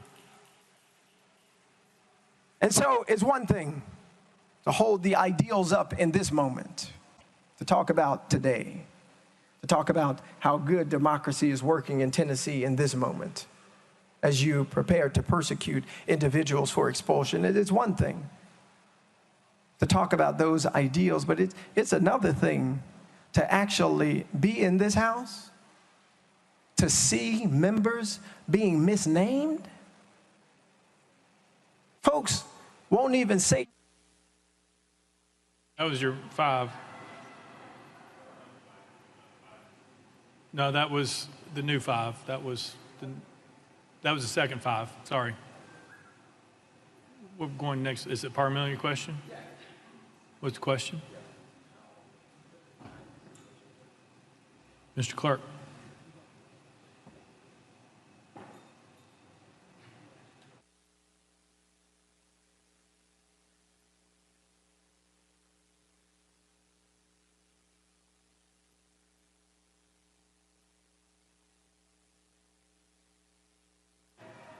Got it. All right.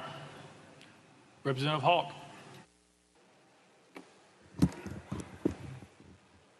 Thank you, Mr. Speaker. I didn't plan to speak today. we're talking about the committee system and we're talking about floor actions like this is something new. The supermajority that we've heard about through conversations today, that's what's new. The Democratic Party had control of both bodies of the legislature for 140 years. And early on, I couldn't get a bill heard. I couldn't get recognized in committee. I had a challenging time ever having a conversation on the floor about. Here's the deal. I'm not about to listen to all this whiny ass crap from them. Folks, you're watching live coverage of the Tennessee legislature as they are, let's keep that up. What they're doing is they are debating the third member, whether to expel Representative Justin Pearson. Earlier today, probably about 3 hours ago, they expelled Representative Justin Jones. Then they took a vote. They had debate when it came to Representative Gloria Johnson, the white woman. Remember, the two African Americans, one white woman. She was not expelled. Justin was expelled. 72 Republicans voted to expel him. There was a 65 voted to expel Johnson, but they did not meet the threshold for 2/3. They will soon be voting on Representative Justin Pearson. Our panelists, Reese Colbert, Black Women Views, Greg Carr, Department of Afro-American Studies, Howard University. We had other guests that were scheduled. The Mississippi NAACP, they're holding a town hall tonight in Jackson, Mississippi. We had them scheduled, but we were sticking with this. We also had Chuck D on the show talking about the 50th anniversary of hip hop. We rescheduled them for tomorrow, and we're going to be rescheduling our climate change discussion as well. And so let me explain why. I want y'all, everyone understanding, watching this, and Reese and Greg can speak to this. I need y'all to understand what you are seeing is exactly why we are fighting every day for Black-owned media. Earlier today, MSNBC, they had their coverage going of this, and this was in a very small box, sound was down, and they were just going on with other news. I don't know about y'all. I've been following the news.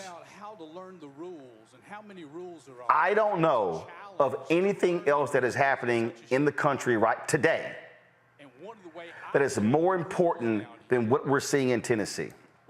Because what we're seeing in Tennessee, Reese, is not just going after 3 members. This is a body that refused to do anything about gun control. There were people protesting, 6 people being killed, including 3 children. And as Representative Justin Pearson said, you're complaining to me about throwing a temper tantrum when there are 6 people who cannot throw a temper tantrum, who can't express how they actually feel? What you're seeing is the abuse of power. You're seeing the same abuse of power on Capitol Hill with this idiot Jim Jordan and this idiot McCarthy and the rest of the Republicans. What you're seeing happen in Texas right now, where they're trying to have something called school choice, which is not school choice. And what they're trying to do is literally steal billions of education, not for the poorest of the poor, not for the kids going to the worst schools, but to allow, frankly, suburban white families who don't have enough money to send their kids to private school to take money as a voucher. Now Greg Abbott wants to push that forward. We're seeing this in Mississippi, where they're expanding the police force in Jackson, and it's going to cover the area where most of the white folks live in Jackson, Mississippi. We're seeing these things happen all across this country. And what people have to understand is that the actions that are being undertaken, Reese, these are not just one-offs. These are clear. This is a pattern that the Republican Party has devised. What we are seeing is the rise of the Confederacy in 2023. And Southern Democrats, those racist Southern Democrats, during that period of slavery and Reconstruction, that today is the Republican Party. Period, with the T. Yes. That's right. And, you know, this is all an experimentation to see how much rope are we going to get to do whatever the fuck we want to do without anybody coming through and saying enough is enough. And I want to point out, too, I wrote about this in my book, The Long and Short of a Guide to the 2022 Midterms Radical Republicans, about how there are Republicans throughout the country that want to call a constitutional convention to rewrite the Constitution. And they are just a couple of states away from that. And so if they can continue to cheat and disenfranchise and gerrymander their way into super majorities or even majorities across these different states, we could all be fucked in a whole different way. Because if they get to rewrite the Constitution, don't think they won't put our black asses back in slavery. They will not hesitate. We also talk about what's happening in terms of citizenship. In Idaho, they're trying to pass basically restricting interstate travel if you're a woman who wants to get an abortion. And so once you can restrict travel, once you can disenfranchise people, once you can get people to where their votes are null and void, you can have your way with the citizens or second class or non-real citizens of those states. And so we're going to enter a point to where the best case scenario is if you're in a state that isn't run by fascist white nationalists, you could breathe a little bit, but you're going to have to walk around with your papers, because if you cross over to the other side, you're going to be up shit creek. And so that is why this is so important. This is why Republicans cannot continue to run completely unchecked in these Republican states with these trifectas, because what they have the power to do, if they continue to gain more power, will eventually catch up to us all. So there's some people, let's go back to Tennessee, then I'm going to come back. Go. What could we do to do something better? How can we recognize that this change is something that the people in this state are demanding and asking for? It wasn't, how do we listen to the parents and the children who are protesting, not calling them insurrectionists? It wasn't, what can we do to make sure this body responds to the needs of our communities, not with just spending hundreds of millions of dollars on more war or weapons of war or doing things like lowering the age requirement for people to get guns. The idea was to now arm teachers. It was not, what do we get from the people who came to listen and to show up and be a part of the process, as you call it. That wasn't it. Your hurt continues to cause you to hurt people. And this body is hurting people. You just expelled a member for exercising their First Amendment rights, for a house decorum rule, when the last two people committed actual crimes. 22 counts of sexual assault, bribery. Is that you're having to address ideas and people different than you're used to. You're having to answer questions that you're not used to having to answer. You're having to see people in positions just like you that you aren't used to seeing. That's, now I understand, Representative Hawk, what Representative Farmer was getting to about why I'm really here. Doesn't have to do with not following decorum, about fighting for the end of gun violence. It has to do with an idea and an ideology that says there's only one way that we're going to allow thinking up in here if you're going to be here. It's only one way that you're going to be if you're going to be in this house. But the news for you and for every member in this legislative body is that this country is changing in magnificent ways. That the diversity of the state of Tennessee is changing in magnificent ways. That the voices and the people who are protesting aren't just black folk and ain't just white folk, ain't just rich folk or poor folk. It is a multiracial coalition built on a solidarity dividend that can break any institution that refuses to change. And so, because we need not cling to hurt, I suggest that this institution choose to change. Change the way that it is operating in order for justice to be possible here, for everybody's voice to be treated equitably here. I will say this, Lois DeBerry, Speaker Pro Tem, why was she never the Speaker of this House? She deserved to be Speaker of this House. And the reality is, the reason that she was saying things about decorum and things like that was because she understood that the institution that she was a part of institution as the second black woman, I believe, to ever be elected in the Tennessee State Legislature. The way she had to present herself, the things she had to do and say, and the way she had to look was so important because black folk wouldn't get respected otherwise, because white folks wouldn't respect them. They'd call them boy, they'd call them girl, instead of chairperson or speaker pro tem. All right. Representative Towns.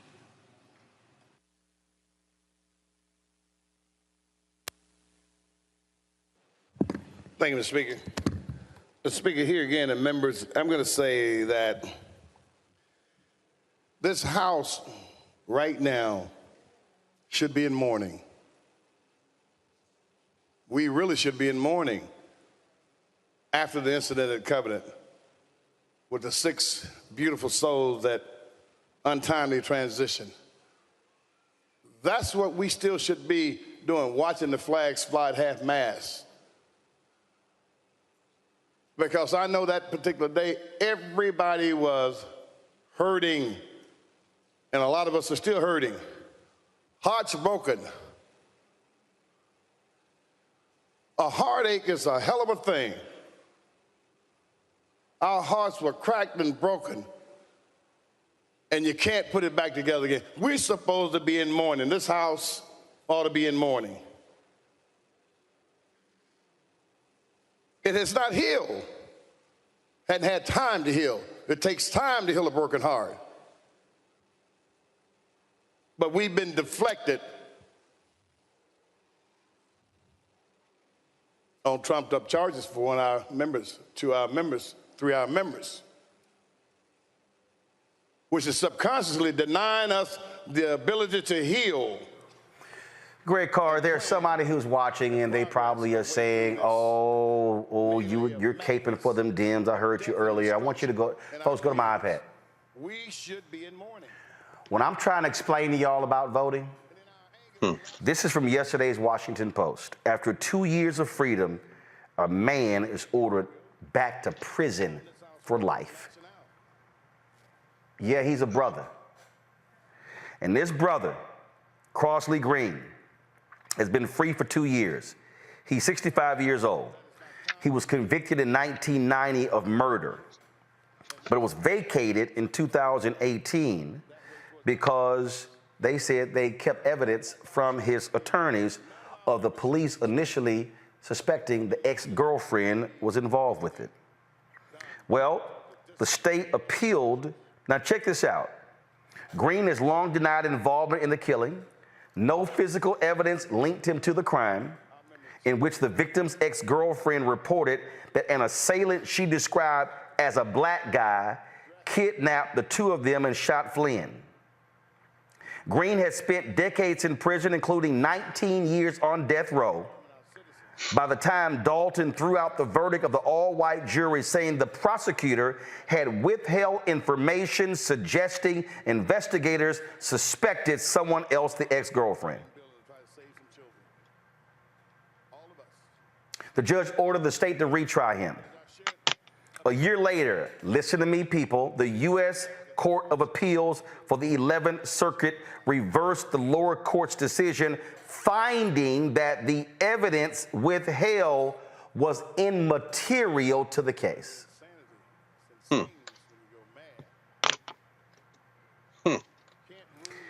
They asked for him to remain on house arrest. The court said no.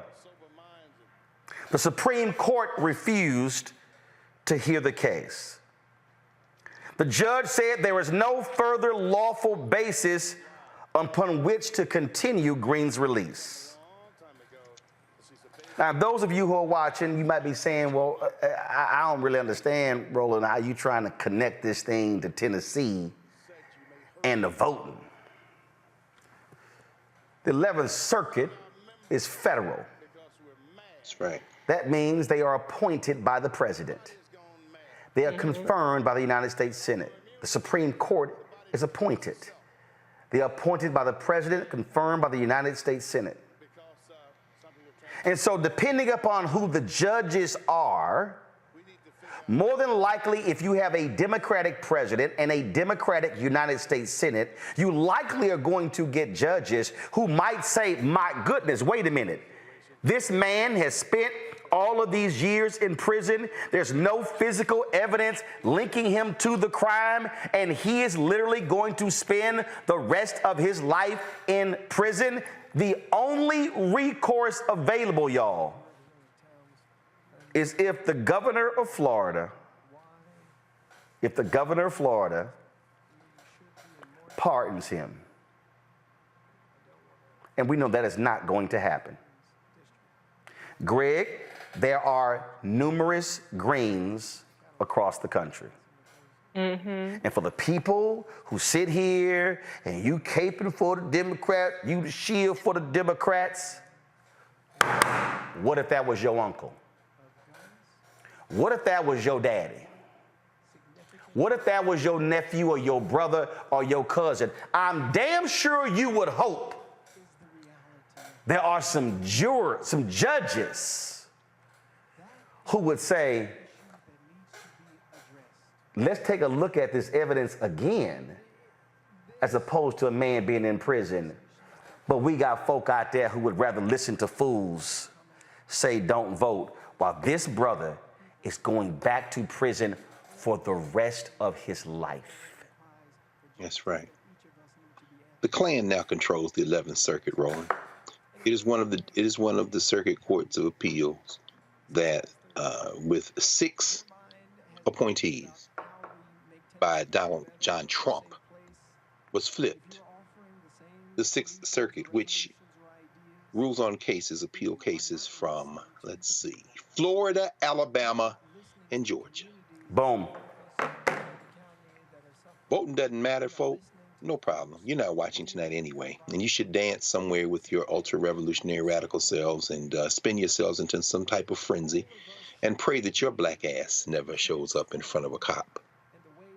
In the old Confederacy, in Maryland, in California, anywhere else where you might find yourself in front of a federal bench where the white nationalists have appointed the judges, or may find yourself with an appeal before the Supreme Court of the United States, and an old-timey yes, a boss type Negro like Clarence Thomas, the wholly owned subsidiary of Harlan Crow, billionaire, paying for him and his funky wife to sit up with other billionaires while they sit in retreat, and he don't even put it down on his damn disclosure form, which is why Mr. Balls and Strikes, John Roberts, is not interested in having any form of disclosure at the Supreme Court, because he knows that Brett Kavanaugh, whose debt mysteriously disappeared, that Clarence Thomas, who sits up and smokes cigars with his white minders and his yes, a boss billionaire friend Harlan Crow,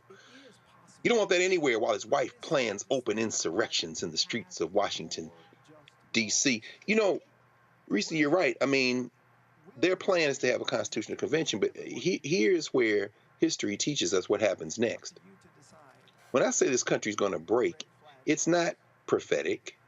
It's as a student of history. It's broken before. You see, when the South tried this business in the 1850s, when the Republican Party was created, and ultimately the 1860s, leading to civil war when they broke it, it was in the interest of the federal government not to let the South go. And there were 4 million of us or so in the South who stopped working and who joined the Liberation Army and turned the Civil War into a war of liberation. This time, I appreciate, you know, it's interesting to see a young cat come of age before your eyes. I appreciate Justin Pearson. You know, Brother Pearson is still finding his way. He's trying to, but what he's doing in real time is answering these questions. And when he spoke to Mr. David Hawk, another East Tennessee State graduate, a hillbilly who probably doesn't know anything outside the state of Tennessee, when he talked to the leader, William Lambert, another white boy, hillbilly, you see him not now reading from paper, but talking from his heart and experience. When he said in this last piece that you showed, Roland, that the demographic has changed in this country, that doesn't mean that the victory is nigh. Right. We got some do. But the problem is they're not red states and blue states. You see Nashville, where those white representatives, like your brother white guy who works around Belmont, went to Belmont, got up and spoke. The white people in Nashville, like the vice mayor Jim Schulman, who's calling the city council into session next week so they can put Justin Jones back in the legislature. You see, it's really not red states. Georgia's not a red state. Tennessee's not a red state. There's a lot of people down there who don't agree. Now, when you trap us behind the cotton curtain, then we do it the other way. Friends, you see West Tennessee, where you see those black representatives keep standing up. You see those black representatives like Joe Towns Jr., who comes out of the same general area as the sister that he mentioned, who I knew when I was a student at Tennessee State. We used to come down there and protest at the legislature all the time. The great Lois D. Berry from Memphis went to Lemoyne. So did Joe Towns Jr., the brother who stood up and said we should be in mourning. He went to Lemoyne. You see, but here's the problem. See, what you white boys don't remember is that when the black troops found themselves confronted with the Confederates after you white boys, your friends and your worshipful ancestors, like that rug-top fool in Mississippi, is where it's Confederate History Month, when Nathaniel Bedford Forrest and them went into West Tennessee and slaughtered black women and children at a place called Fort Pillow, the black soldiers took an oath on their knee. And they said, we don't capture Confederate prisoners of war. If you bring a Confederate prisoner of war back to this camp, we're going to beat you up and kill him. We slaughter Confederates. Here's what they're doing. Apparently, looks like the question is being called to stop debate. Let's go live to Tennessee, to the legislature. Mr. Clerk, take the vote. Ayes 73, 23 nays. Previous question prevails. Let the journal reflect. He votes to end debate. Now they're going to vote on whether to expel Representative Justin Pearson from the Tennessee House. Speaker, I just want to ask a point of privilege. Speaker, point of personal privilege. Is it possible that Senator Ackberry could join us up here?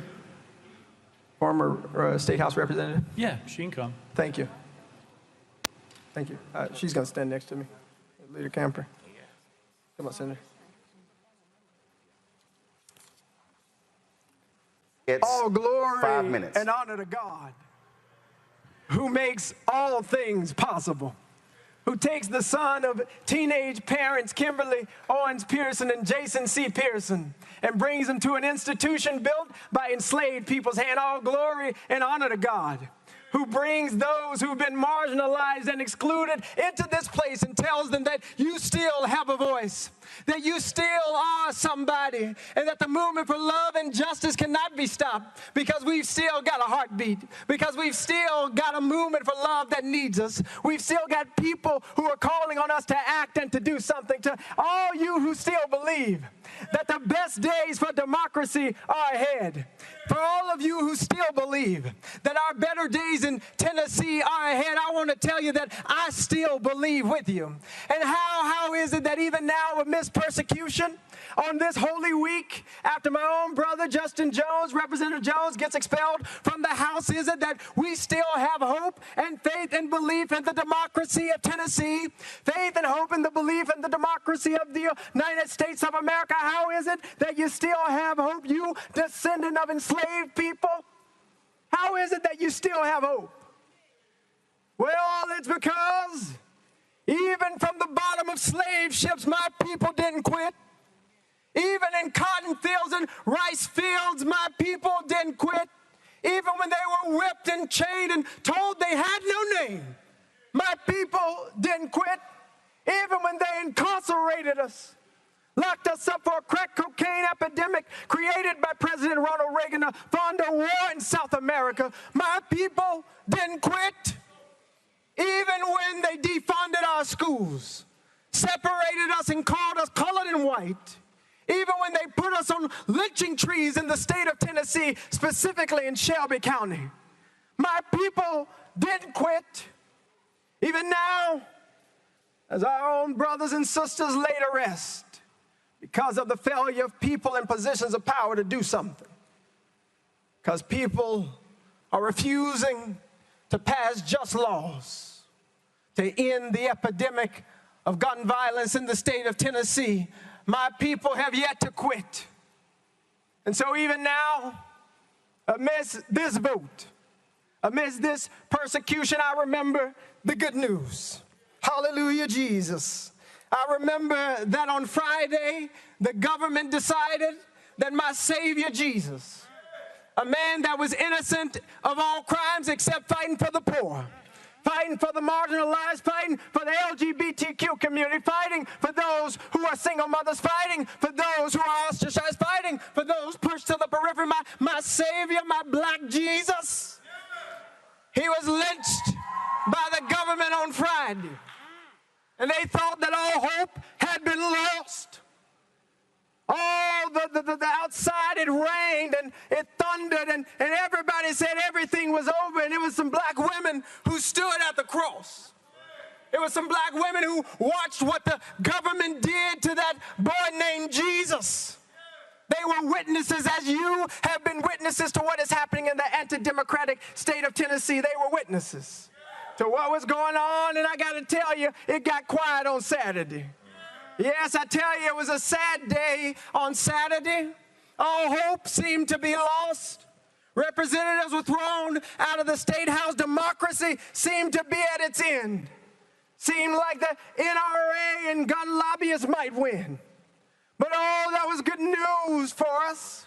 I don't know how long this Saturday in the state of Tennessee might last. But oh, we have good news, folks. We've got good news that Sunday always comes. Resurrection is a promise, and it is a prophecy. It's a prophecy that came out of the cotton fields. It's a prophecy that came out of the lynching tree. It's a prophecy that still lives in each and every one of us in order to make the state of Tennessee the place that it ought to be. And so I've still got hope, because I know we are still here and we will never quit.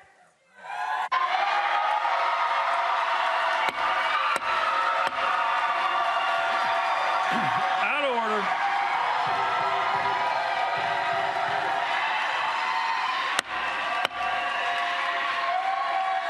Out of order.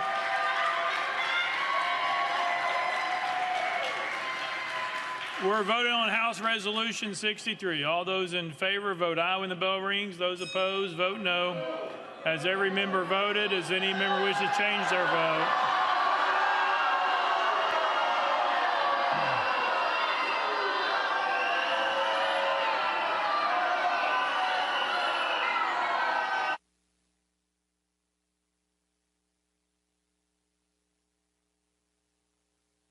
Mr. Clerk, take the vote.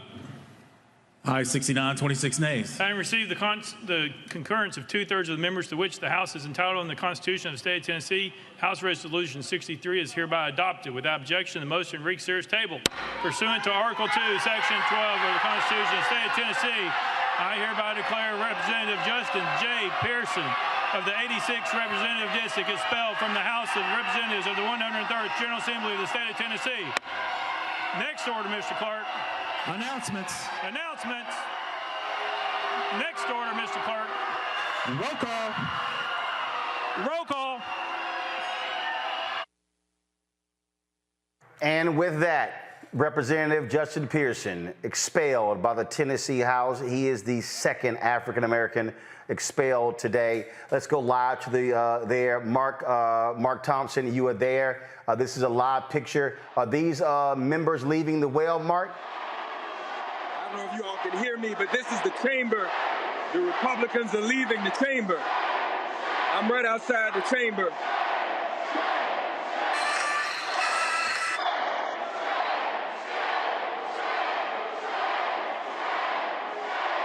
Mark, describe for us what's happening.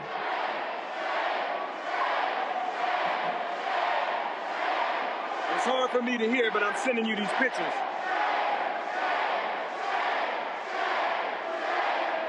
I got you, Mark.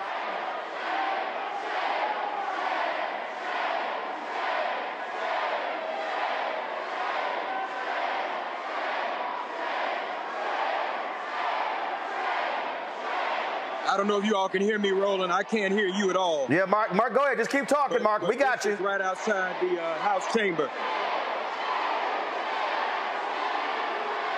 It's very loud here.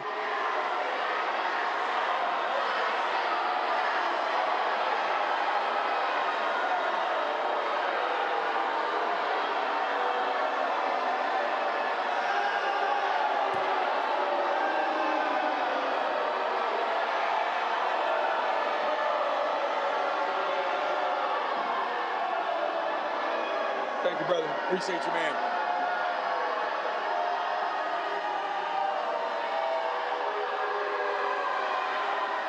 We're probably,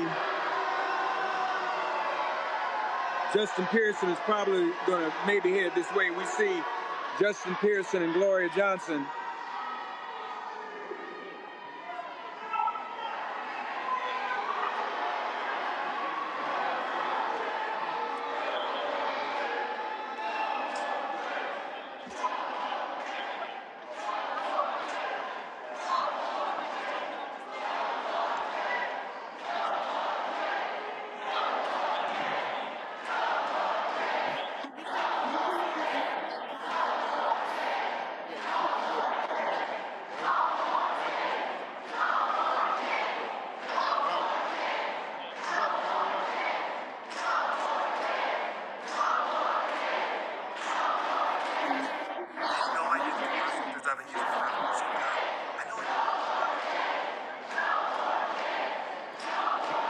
All right, Justin.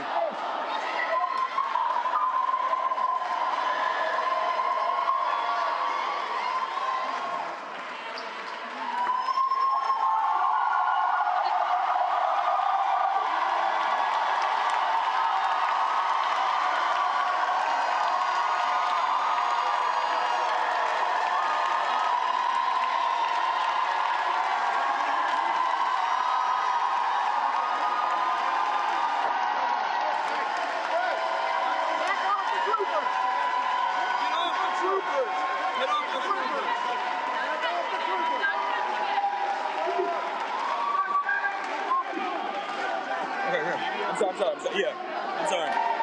This is the die-in, folks. Right out here in the rotunda. The House of Representatives, because they walked out of Pearson 2 days ago. They walked out, not allowed to walk well. Keep moving, sir. Keep moving. Speaker of the House. They did that for business, and they also walked out of Pearson, and 1 week later they were expelled. This is what we were saying.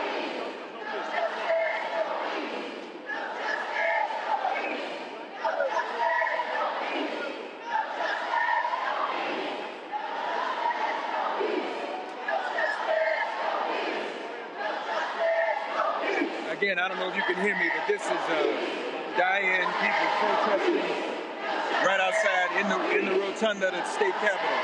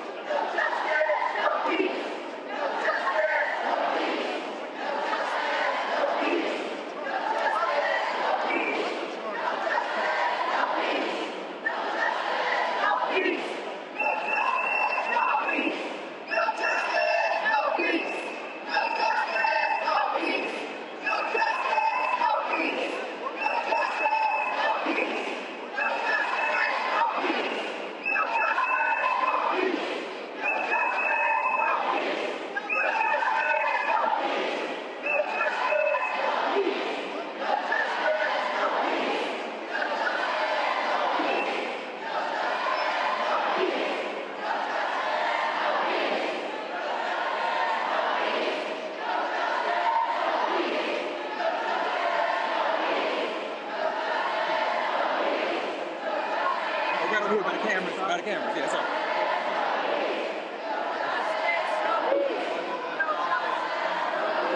Excuse me, y'all. Excuse me, guys. Excuse me.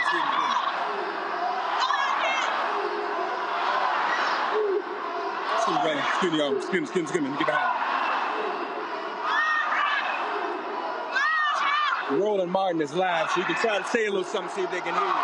You want to say a few words? Very dangerous day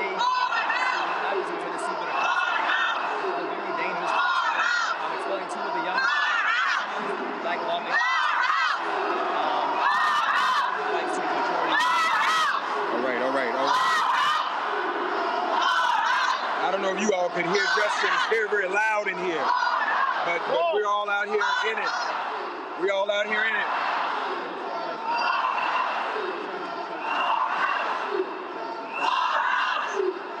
Hey, man, what's up? What's up, brother? I call you. Your number's still the same? Yeah. I'm going to hit you up. All right. I just got in last night. Okay, all right. Okay. These are some of the representatives, some of the black representatives in the Tennessee House.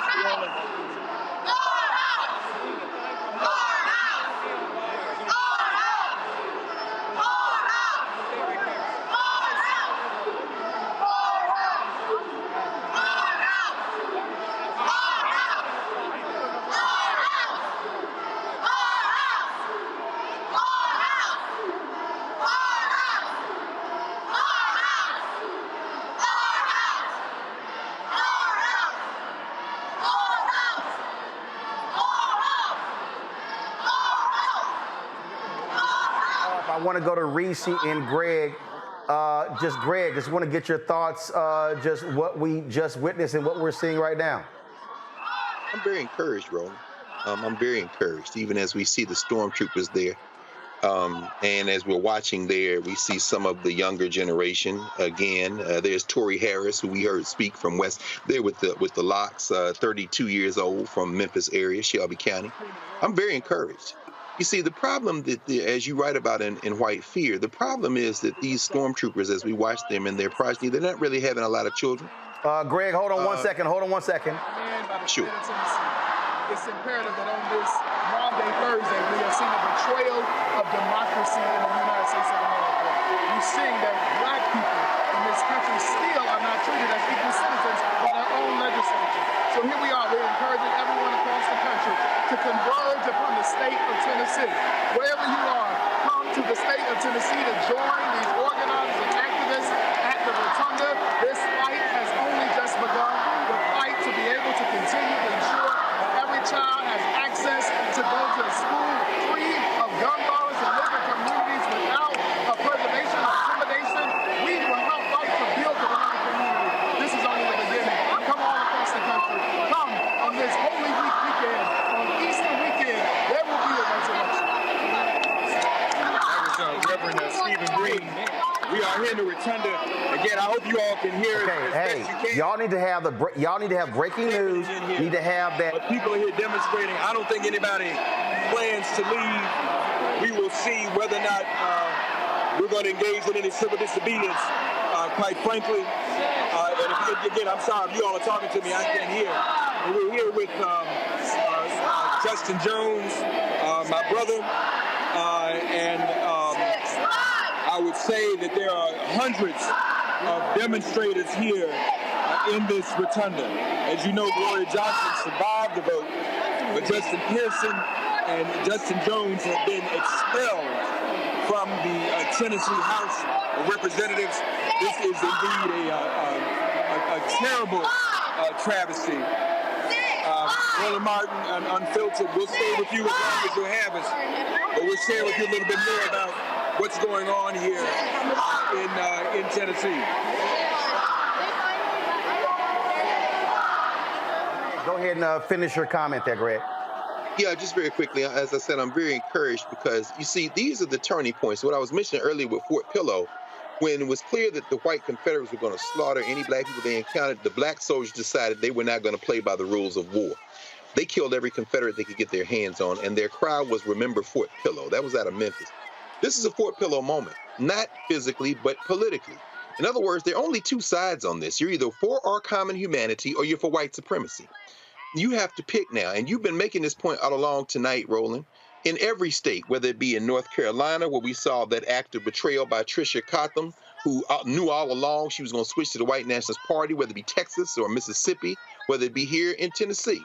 What we see is you've got to pick a side. And what these devils have done is they have taken one more large step toward breaking this thing. And when it's broken, it can be remade. It can be renegotiated. But there are only two sides. So I want to congratulate them.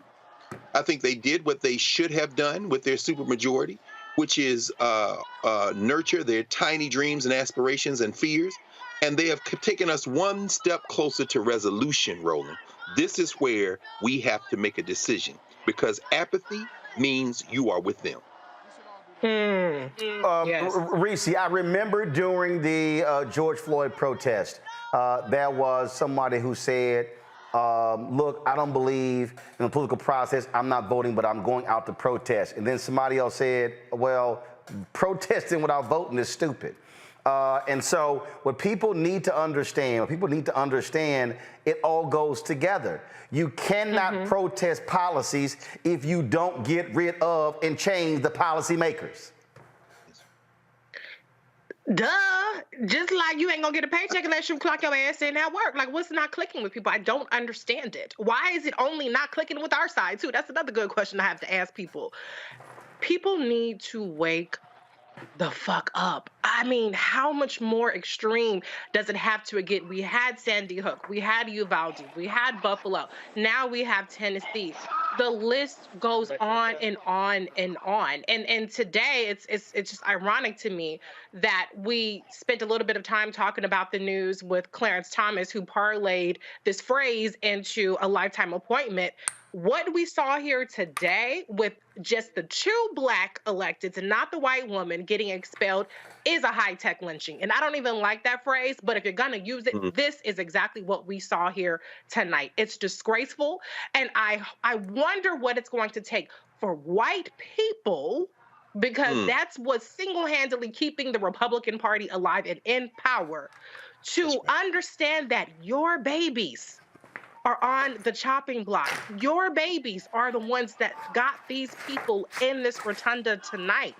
Your babies were the ones that were slaughtered in Sandy Hook. And I hate to sound crass, but your babies are the ones that are going down with the rest of us. Don't you give a damn about them? You're not getting the wages that you need. You're not getting the health care that you need from these Republicans. You're not even being able to retire with any kind of comfort. Your life expectancy is going down. What are you getting other than whiteness, and why is it enough? It's irrational, because to be honest, whiteness really ain't that popping. You ain't got popping seasonings, foods, music, nothing. It's a lot better if you don't put too much stock in that. And I hope that one day you'll wake the fuck up. But at a minimum, black people, we have capacity that we're not exercising. I'm not even talking to people who won't even bother to fill out a form online and get registered. I'm talking about people that are registered. We have a capacity to vote that shove-a-mouth motherfucker, as Dr. Crowd would say without the motherfucker part. Tay Reeves out in Mississippi. He want to play in our face and talk about a Confederate month. This will be the last Confederate history month if you vote his ass out. So we have to start using our power. If you don't use it, then you're abdicating it. And you're abdicating it to the Klan, to the people that are going to get our asses up out of here and do God knows what with us if they get the opportunity to. Yes.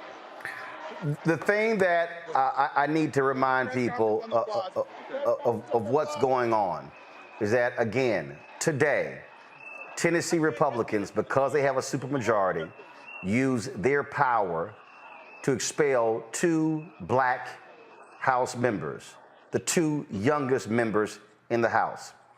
Representative Justin Jones, 72 Republicans voted to expel him. 69 Republicans voted to expel Representative Justin Pearson. Both of them are no longer members of the Tennessee Legislature. We also know that as a result of this, because Representative Gloria Johnson, who was the 3rd, listen to this here. Let's see if we can we hear part of this news conference?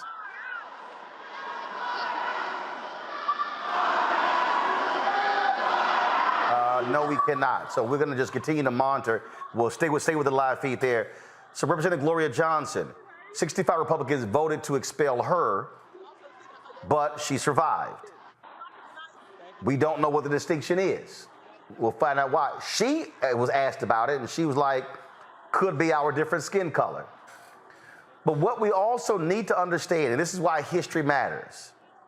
Folks, this is Reconstruction again. The Great Compromise of 1876 leads to the election of 1866 leads to the Great Compromise of 1877.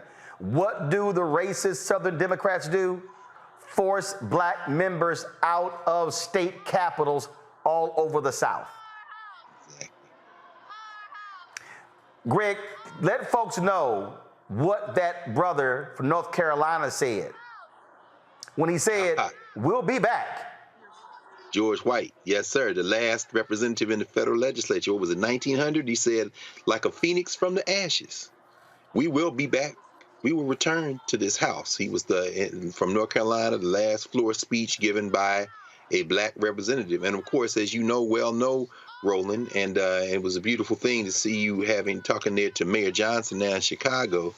When we returned to the federal legislature, it was as a result of the Great Migration, coming out of Chicago first, and then New York and other places. And now we're at a moment, a century later, where the largest number of elected officials in the Congress of African descent ever is there.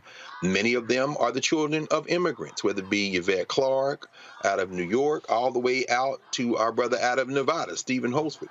You've got a diversity there. Now our challenge is to, in the words of Dr. King, stitch our people together so that we can have a compelling power. What you have in Tennessee is, an example of that. For example, I mean, you have Justin Jones from Oakland.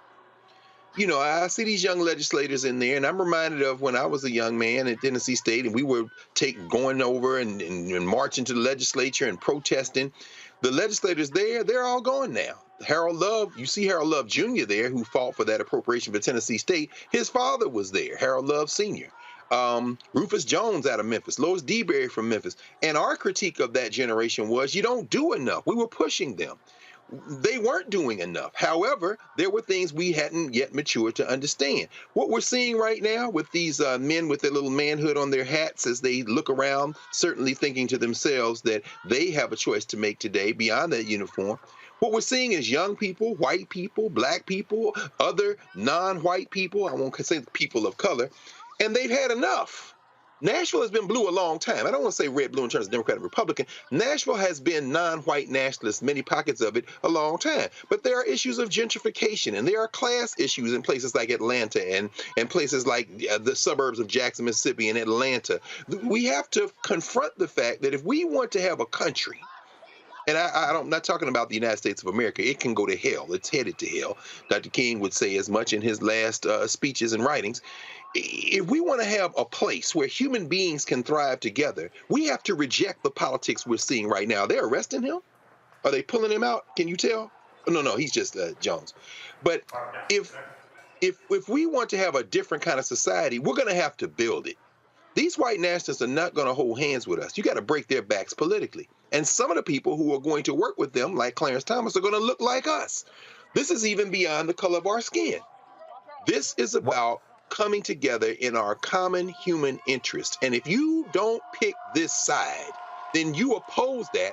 And as far as I'm concerned, we're done talking. This is a live look, folks, outside of the floor of the Tennessee legislature, where the two black House members who have been expelled, Representatives Justin Jones and Justin Pearson, you see them with their hands raised. They're now joined by Representative Gloria Johnson. They are the Tennessee Three. She was spared. Jones, so you see the three of them raising their hands collectively. Jones, it was 72 Republicans voted to expel him. 69 voted to expel Pearson. 65 voted to expel Johnson, but they did not achieve the 2/3 to achieve that. So she remains there. She was asked after her vote what was the difference between her and Jones. She said, I'll answer your question. It was likely our skin color. You can hear the protesters. They have been there, folks, all day. Remember, all of this has transpired in the last 72 hours because Republicans were angry that those three went to the well of the House to stand with protesters who were demanding gun legislation in the aftermath of 6 people being killed at a private Christian school. 3 of those people were children. The Republicans have a supermajority there in Tennessee. They have literally done nothing. In fact, the only thing they really have done, a committee voted to allow for teachers to actually carry weapons, and many of those parents were angry with that. These 3 members went to the well. They addressed the protesters. Republicans said that they broke House rules. They were not acknowledged to speak. And then there was some controversy whether they were actually in recess or not. So they filed resolutions to expel the 3 of them. Today, they actually did that. That's what happened today. This is Mark Thompson, who is live there in Nashville. Let's go back to Mark there.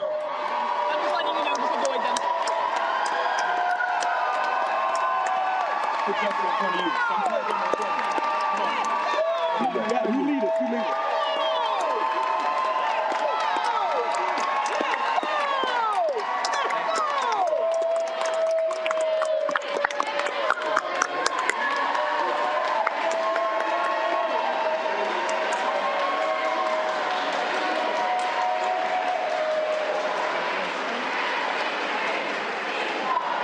Of course, host of Make It Plain, who is a former page there in Tennessee. You see him walking there with now former Tennessee Representative Justin Jones. You see all the police who are assembled there in the state capitol. With also the protesters is there as well. It appears as if they literally are exiting the Tennessee House. Yeah.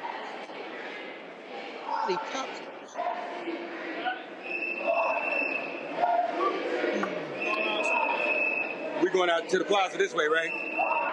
I think the press conference is out this way. This way. Are we this way?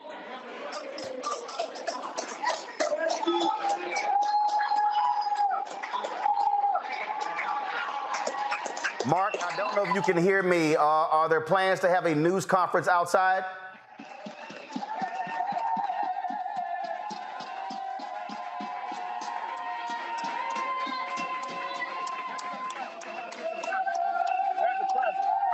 Plaza. We walk down here.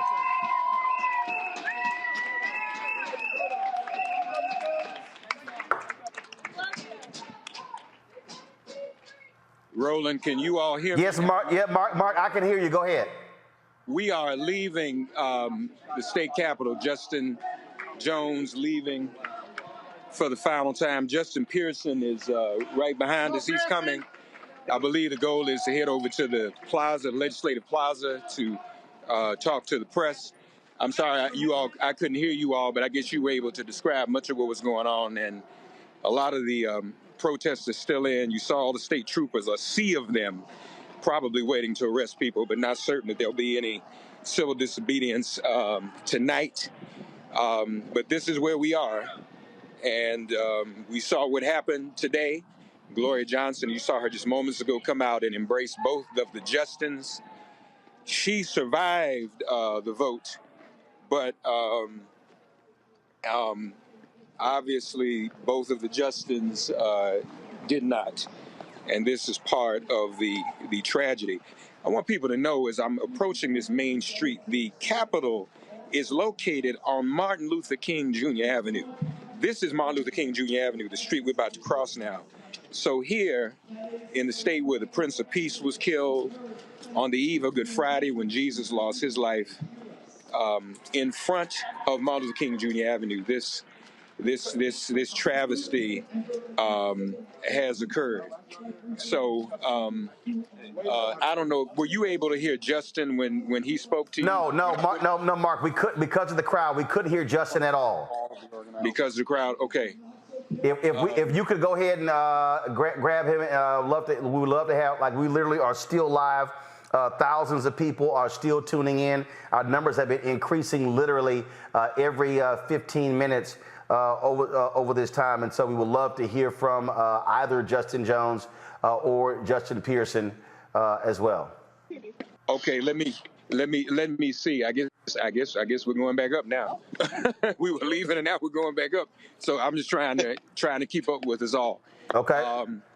And stand by for. Yeah, that's fine. No, Mark, go ahead.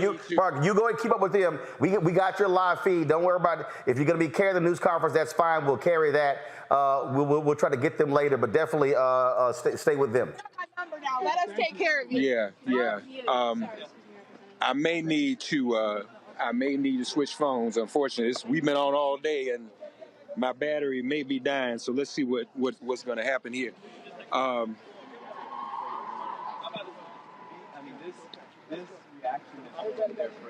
Control room, are we on with Mark via Skype? Well, we need to wait for Gloria. All right, so let's do this here. Mark, does your other phone have Skype? Yeah, well, let's go on together. Yeah. I think that's the right idea. But how's she gonna get down? Where did Gloria go? Does someone have her number? Can you call her? Her scooter.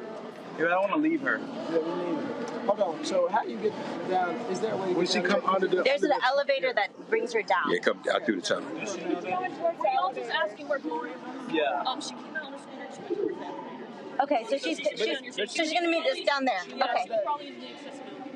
Okay. So let's get you guys down here and then we'll wait for her. Yeah. Sorry. Sorry, y'all, please. So y'all are hearing this as it's unfolding, as we try to get down to the plaza to talk to the press. So this is literally coming together in real time.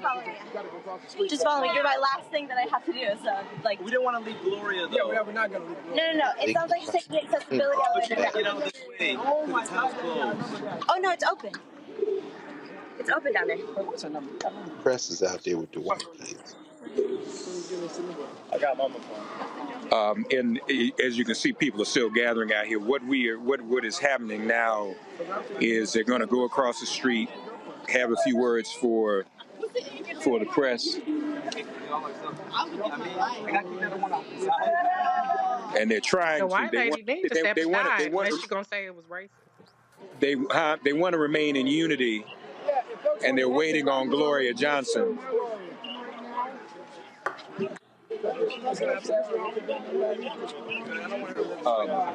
Tell me your number real quick. How much power's on your phone? Yeah. We're gonna go back. So we're going back.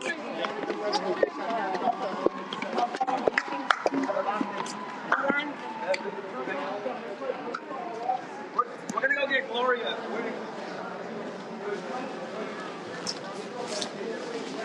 Let me go ahead. So I think we're going back to get Gloria Johnson, and then come down with her.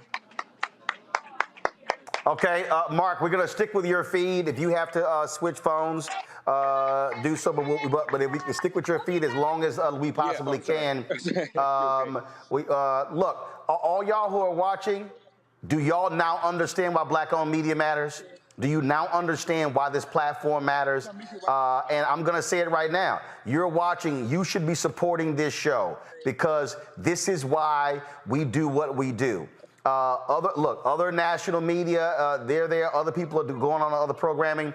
And so if you want to support us in what we do, Cash App, $RM Unfiltered, PayPal, R Martin Unfiltered, Venmo is RM Unfiltered, Zelle is Roland at RolandSMartin.com, Roland at RolandMartinUnfiltered.com. Greg, again, when we start thinking about, I was reading the other day the obituary of Pat Schroeder, the congresswoman who passed away. And it was amazing reading the Washington Post, well, I think it was Washington Post and New York Times, and how one of those white Southern Democrats, I think, how they were treating Ron Dellums and treating Pat Schroeder and said they didn't have the intellect to even talk. I mean, so many people today don't understand what black lawmakers historically have gone through, frankly, since the Civil Rights Movement. And we are seeing in real time in 2023 what happens when blackness is on trial in the cradle of the Confederacy. Oh, absolutely, Roland. I mean, the technology makes a huge difference. We really don't know the full impact, and that's why everyone listening, as you say, everybody's sharing this as the numbers continue to soar. You need to support the Black Star Network, and particularly this show. You're not going to see this anywhere else, and you're not going to get this kind of conversation anywhere else. Imagine in the 1860s in Reconstruction when Henry McNeil Turner was put out of the Georgia State Legislature, denied his seat, when he said in the Georgia Legislature that God himself will not come down out of heaven or send any of his angels to come down and pass judgment on my manhood. So why do you think that one of you buckras can do it? You can imagine then when Julian Bond was denied his seat in that same Georgia legislature. And as you say, when you mention Ron Dellums, along with Pat Schroeder, of course, who recently made transition, you're talking about that wave of black elected officials that came in after the Arthur Mitchells, after the Oscar DePriest coming out of Chicago, and after decades after which, George White in 1900 said, we'll be back, when DePriest comes back. And then you get Adam Powell out of New York. And then in the 1960s, Charles Diggs out of Michigan, John Conyers out of Michigan. And then by the late 60s, in the early 70s, you got Shirley Chisholm out of New York. And you've got, of course, a number of people. You could talk about Ron Dellums. You could talk about Mickey Leland out of Texas. But my point is that generation then is confronted with white power. And of course, the Nixon administration and the Republicans overreach. And that is the moment when you see some progress in the 60s, in the 70s and 80s. But now we see in the 80s and 90s, there is a generation of black politicians that doesn't come out of that struggle tradition. It doesn't make them good or bad. It means that they don't have those kind of roots. And there's almost a sense by the time you get to the early 2000s of black politicians that aren't rooted in black community in the same way, so that when you see these two young brothers, they are emerging out of another wave. They're coming literally out of the streets, out of the protest traditions. When you see Justin Pearson, particularly, Justin Jones maybe less so, but Justin Pearson, because there is also the factor of these white kind of folk, white allies who are affiliated. I think one of the reasons they were looking for cameras is because many of the cameras may be around there covering those white kids in the die-in. I mean, the politics Tennessee gets real funky at this point. But what I'm saying is that you're looking at black elected officials who are no longer coming out of what we might consider the standard way that black politicians get elected. This young generation has an energy that is reminiscent of that energy of the 1960s, and they are facing an old guard of white nationalists who, as you have written about, are reacting out of fear and hatred, trying to hold on by their fingernails to something that is slipping through their fingers. The only way we're going to confront this is that there's got to be intergenerational dialogue, there's got to be street-level organizing, and combine electoral politics with the politics of protest and the politics of independent institution building. And what knits that together finally is a space where we can have this conversation in real time, and that is the role of the independent, self-determining, black-owned press. And that is what this space is in the 21st century. This space will function as the Chicago Defender once did, as the Pittsburgh Courier once did, as the Norfolk Journal and Guide once did. This is the 21st century version of that black press that allowed us to net our power together and make our demands on power and to get some of this power in previous generations. Reese, I am going to, again, I've made this point before to people who don't quite understand. When Dr. King said there are 4 institutions that are prime position to liberate black America. First of all, for everybody who's watching, Mark Thompson, his one phone died. He switched to the other phone. We'll have him back shortly. Hopefully we'll do that. Again, it wasn't planned. Look, these things happen. It's what happens when we're talking about live television. I know we are way over our time, but again, we are in the middle of history and breaking news. He said there are 4 institutions that are prime position to liberate black America: the Negro Church, the Negro Press, Negro fraternities and sororities, and Negro business organizations. But this is something that he said about the Negro press. Too many Negro newspapers have veered away from their traditional role as protest organs agitating for social change and have turned to the sensational and the conservative in place of the substantive and the militant. That's what King writes in his book, Where Do We Go From Here, Chaos or Community? And so I say that because what we are witnessing in Tennessee, this is also why we have to have our own media that frames what is going on. We had Representative Pearson on yesterday. I think we've had Representative Justin Jones on before as well. And so we can't rely on an MSNBC or an ABC or a CBS or any of them to provide voice, because here's the thing. Now, I'm going to use Brandon Johnson as an example. I saw an old clip of Brandon Johnson at a town hall speaking about speaking truth to power. He is now the mayor. There are places for young voices who when MSNBC doesn't know they exist, They have to have a place to be able to talk and speak and to share their ideas. And so what we are seeing is also what's going to happen now. Look, they're going to have to raise money. They're going to be running for office again. They're going to still need platforms. When all the other cameras are gone because the drama is gone, there still has to be a place where we are organizing and mobilizing, when we're out here educating people. When I'm trying to explain to people why they got to support us in what we do. This is one of the reasons why we're going after Clorox for the lack of money they spend with black-owned media. There's a reason why we're targeting other companies as well who are not stepping up, because the reality is we understand where the money comes from.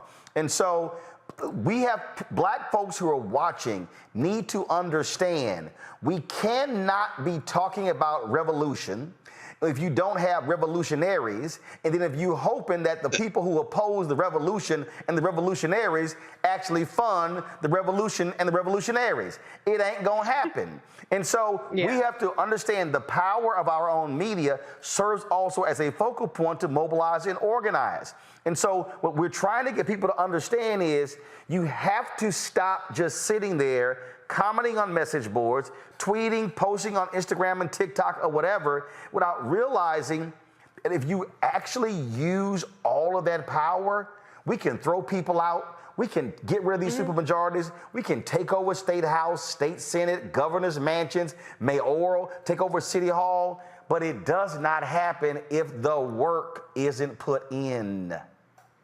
Right. And, you know, I think it's so interesting about that Dr. King quote, too, because there really isn't a shortage of agitators in the Black media space or Black targeted media space. Unfortunately, it's a lot of people that are agitators, and I would call it fake militants, for the purposes of sowing chaos, for the purposes of dissuading people from even being involved in the electoral process. And unfortunately, their work is the stuff that gets picked up and amplified by chaos agents and disinformation campaigns like ones from Russia and other entities in the Republican Party. And so we are up against a very organized and very relentless campaign to strip us of our power, and they're leaving no stone unturned. We're not just talking about what's happening in these state houses. We're talking about what's happening and how we ingest our news and who we go to get our news from. And so it's so important that we have platforms like Roland Martin, or if you're somebody like me who does have the opportunity to be on a white-owned platform like Sirius. I had Brandon Johnson on my show after he came on your show, and he had the opportunity to talk to the people that find me credible. And so we have to lend our credibility, those of us who have the mic and have platforms, and it doesn't have to just be people who are political, it can be anybody, to those who need to be heard. And so when the MSNBCs and the CNNs move on to the next drama of the day, we still need to be here, and we still need to be holding each other's feet to the fire. Y'all can be mad about my language, but take that little energy and take that little keyboard. Why is she cussing? Okay, well, take that and go ask why these damn Republicans are stripping you of your rights. How about that? Go take it and write them a letter. Go call your congressperson or your state person or your councilman or your mayor or your whoever. Okay, take that energy of wanting to see things done a certain way to your taste, take it to the ballot box. Because some of y'all ain't out there voting, but you're in the chat boards talking shit. So what we need to do is keep doing the work, like you said, Roland, and keep amplifying the people who are putting those who are doing the work in front of the camera, in front of the mic. Let's go back to Tennessee, Nashville. Here's Mark Thompson. Mark, let's see if we can listen. Really listen and understand the voters in their districts and across the state, and tell everybody in the most powerful way.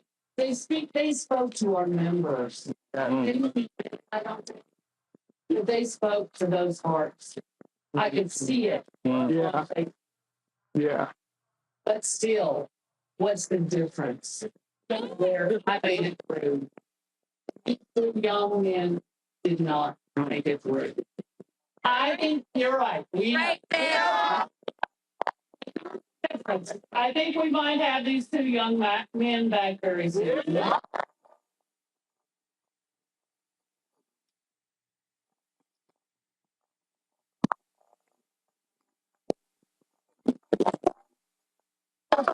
Right now, to get both of them back. Yeah. The audio is breaking up there. That's Representative Gloria Johnson who is speaking. Let's see if we can hear now.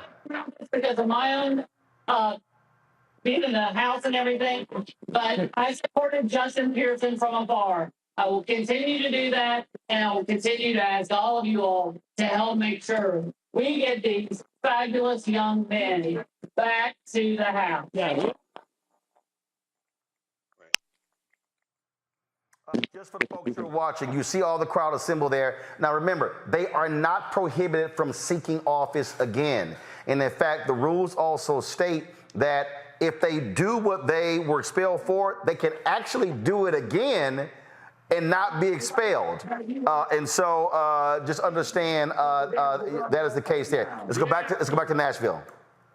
Hope to see you all here on Monday. Yeah. Session, because every week until the session adjourns, we will return whether we're inside the chamber or outside. Yeah. Non-violence, non-cooperation with a simple majority that we see destroy democracy today. Yeah. A body, a party, a caucus that is majority white, except one member was a little bit confused. Black lawmakers. Yeah. Standing with our constituents for demanding that we take action on the crisis of mass shooting. Yeah. Let's do this here. We're having some difficulty hearing that. First of all, control room, check and see if Associated Press actually has a feed of this news conference, please. I'm going to go to, you see the crowd assembled there. It's not just media, it's a number of people who are out there.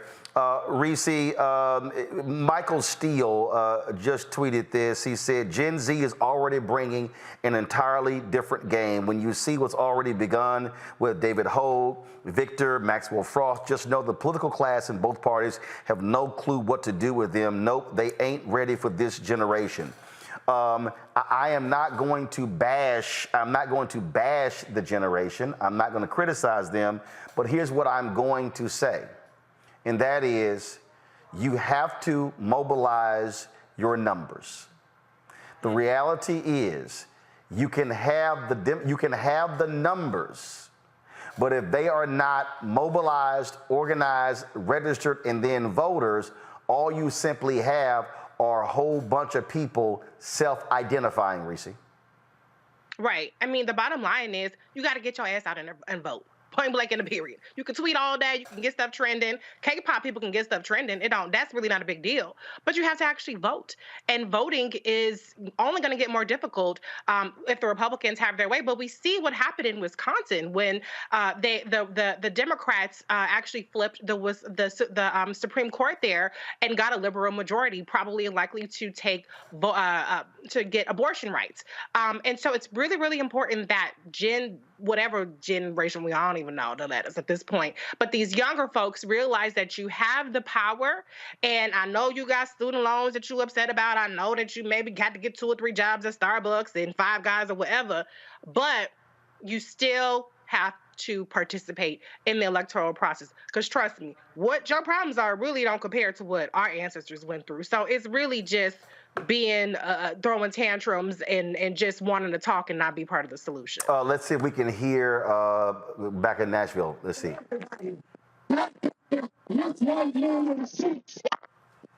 Still having some issues there. Greg, this is what I'll say. Again, to the folks, when we're talking about mobilizing and organizing, and that is this. There's a game plan involved. And there are people out there who are millennials, who are Gen Z, who are doing amazing things. They're doing amazing work. They need more. There are Gen Xers out there who are not maximizing their numbers. It has to happen. It has to be, look, there are people who come up to me and they say, man, I want to do what you do. I go, yeah, but do you want to do what I did? And so there's a plan of action. This did not just happen by happenstance. There was a plan. It was organized. And then there was a strategy. And so what we're talking about, what is going on, the Republicans, they are running a playbook. They are running plays. This is about power. They want to win.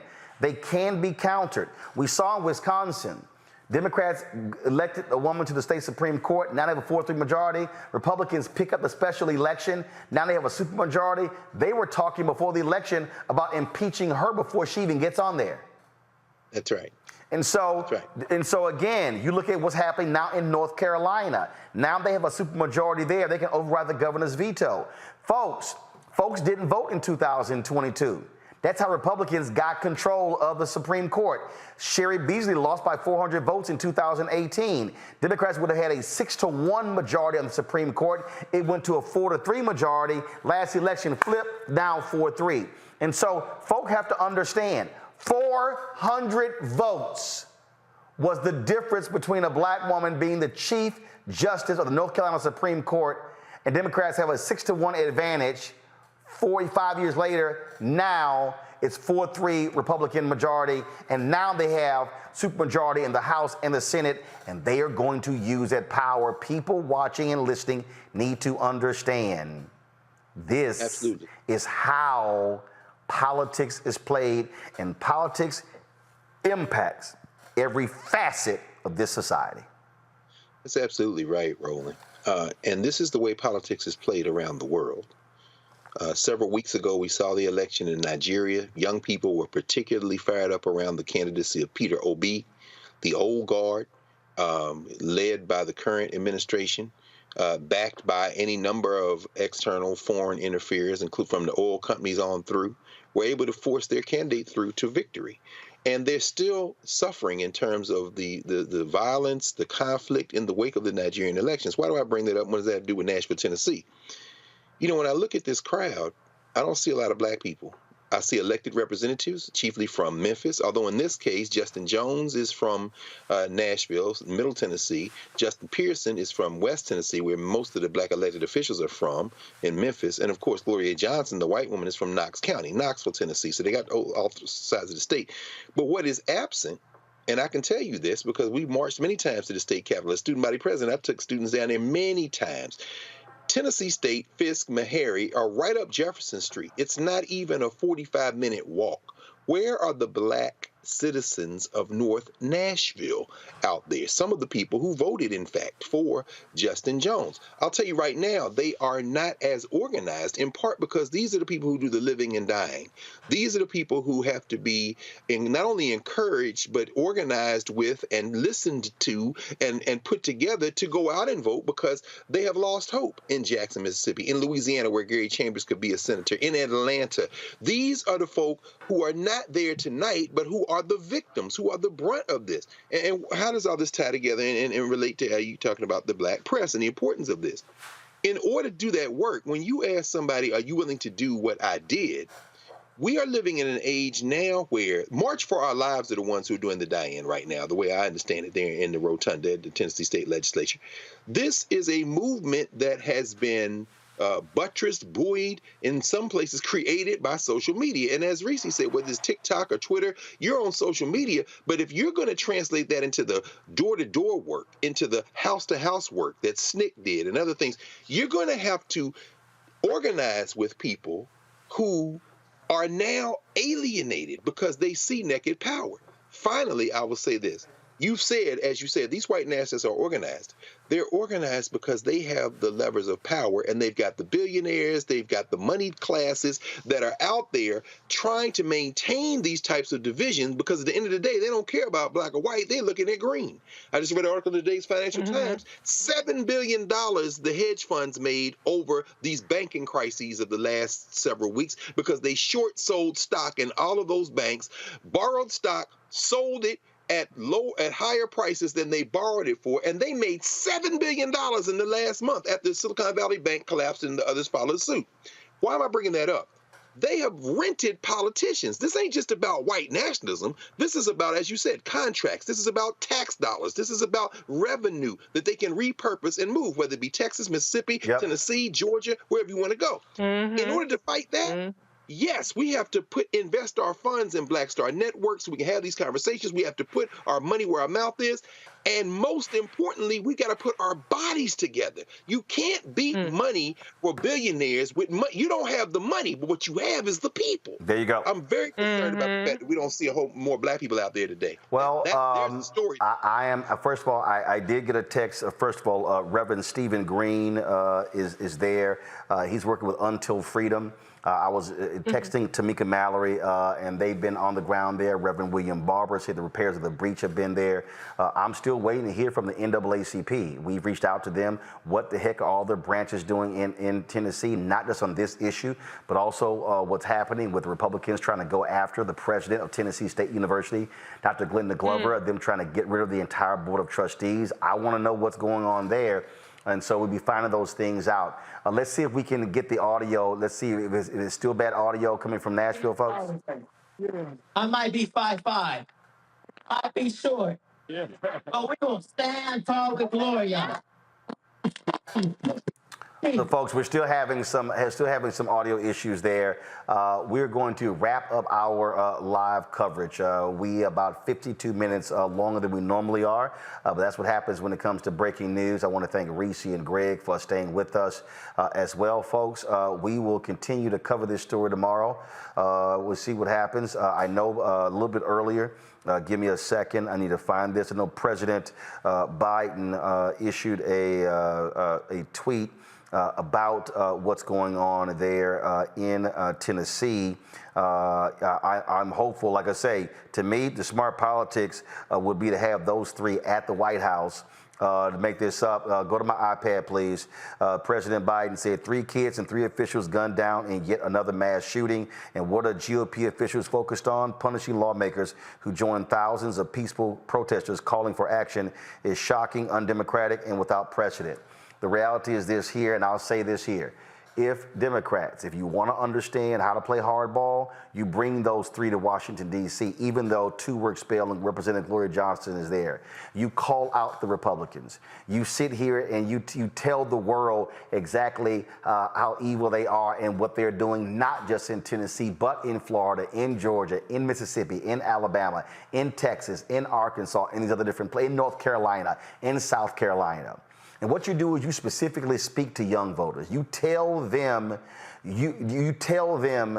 remember this moment and let it serve as fuel to drive you to get folks to the polls. I would love to see folks mobilize and organize in Tennessee who are pissed off what Republicans are doing there and go after it. Have some young folks run for office to take out some of these people. Because do understand, Frederick Douglass said it best, power concedes nothing without a demand, never have and never will. But he also said agitate, agitate, agitate. What people must understand today is that it is our turn.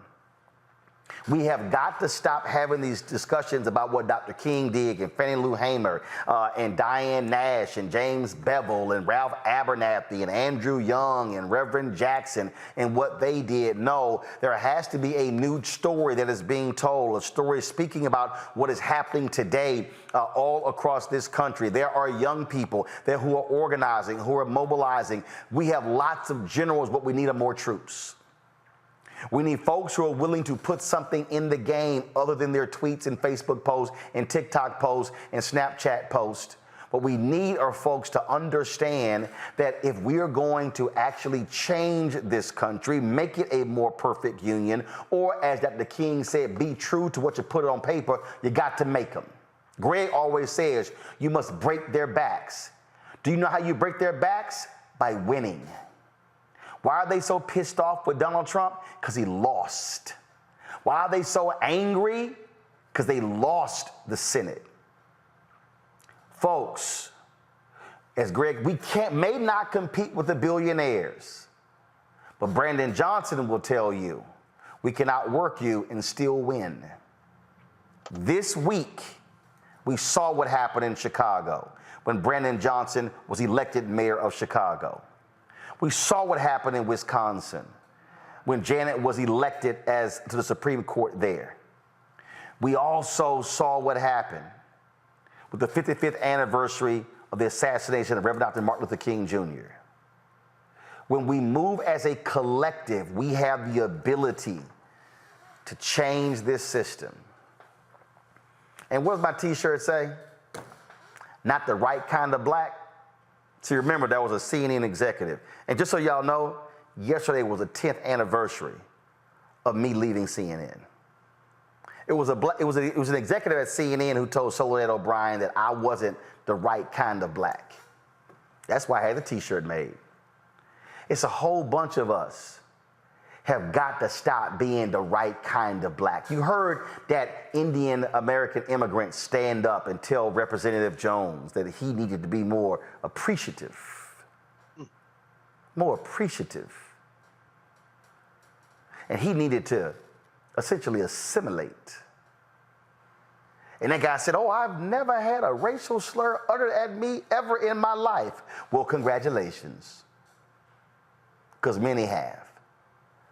Folks, what we are chronicling, literally, is a repeat of what took place after slavery ended.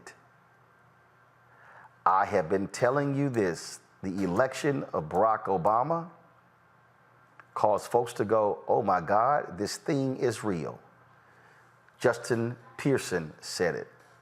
I am telling you, they are fearful of the changing demographics.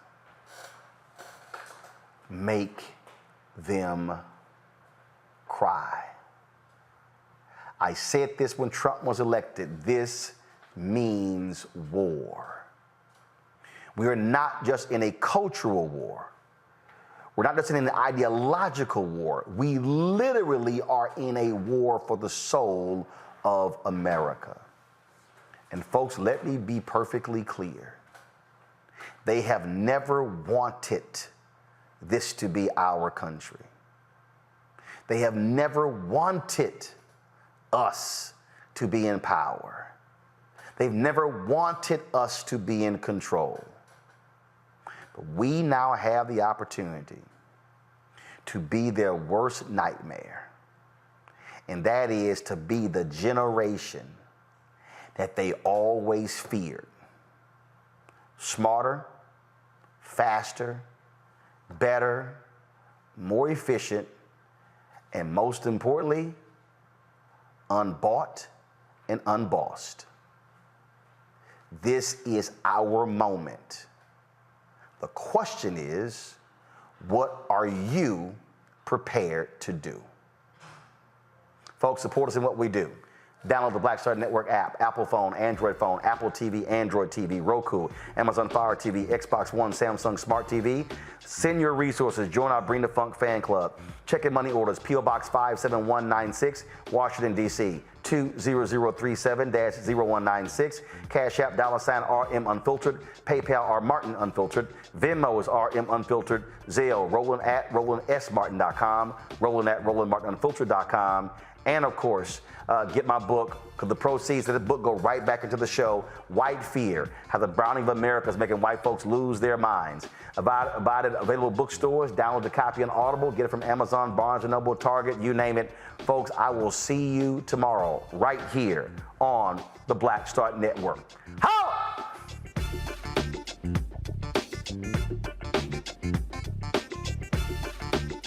Folks, Black Star Network is here. I'm real revolutionary right now. Support this man, Black Media. He makes sure that our stories are told. Thank you for being the voice of Black America, Roland. Stay black. I love y'all. All momentum we have now, we have to keep this going. The video looks phenomenal. See, there's a difference between Black Star Network and black-owned media and something like CNN. You can't be black-owned media and be scared. It's time to be smart. Bring your eyeballs home. You dig? Pull up a chair. Take your seat. The Black Tape with me, Dr. Greg Carr, here on the Black Star Network. Every week, we'll take a deeper dive into the world we're living in. Join the conversation only on the Black Star Network.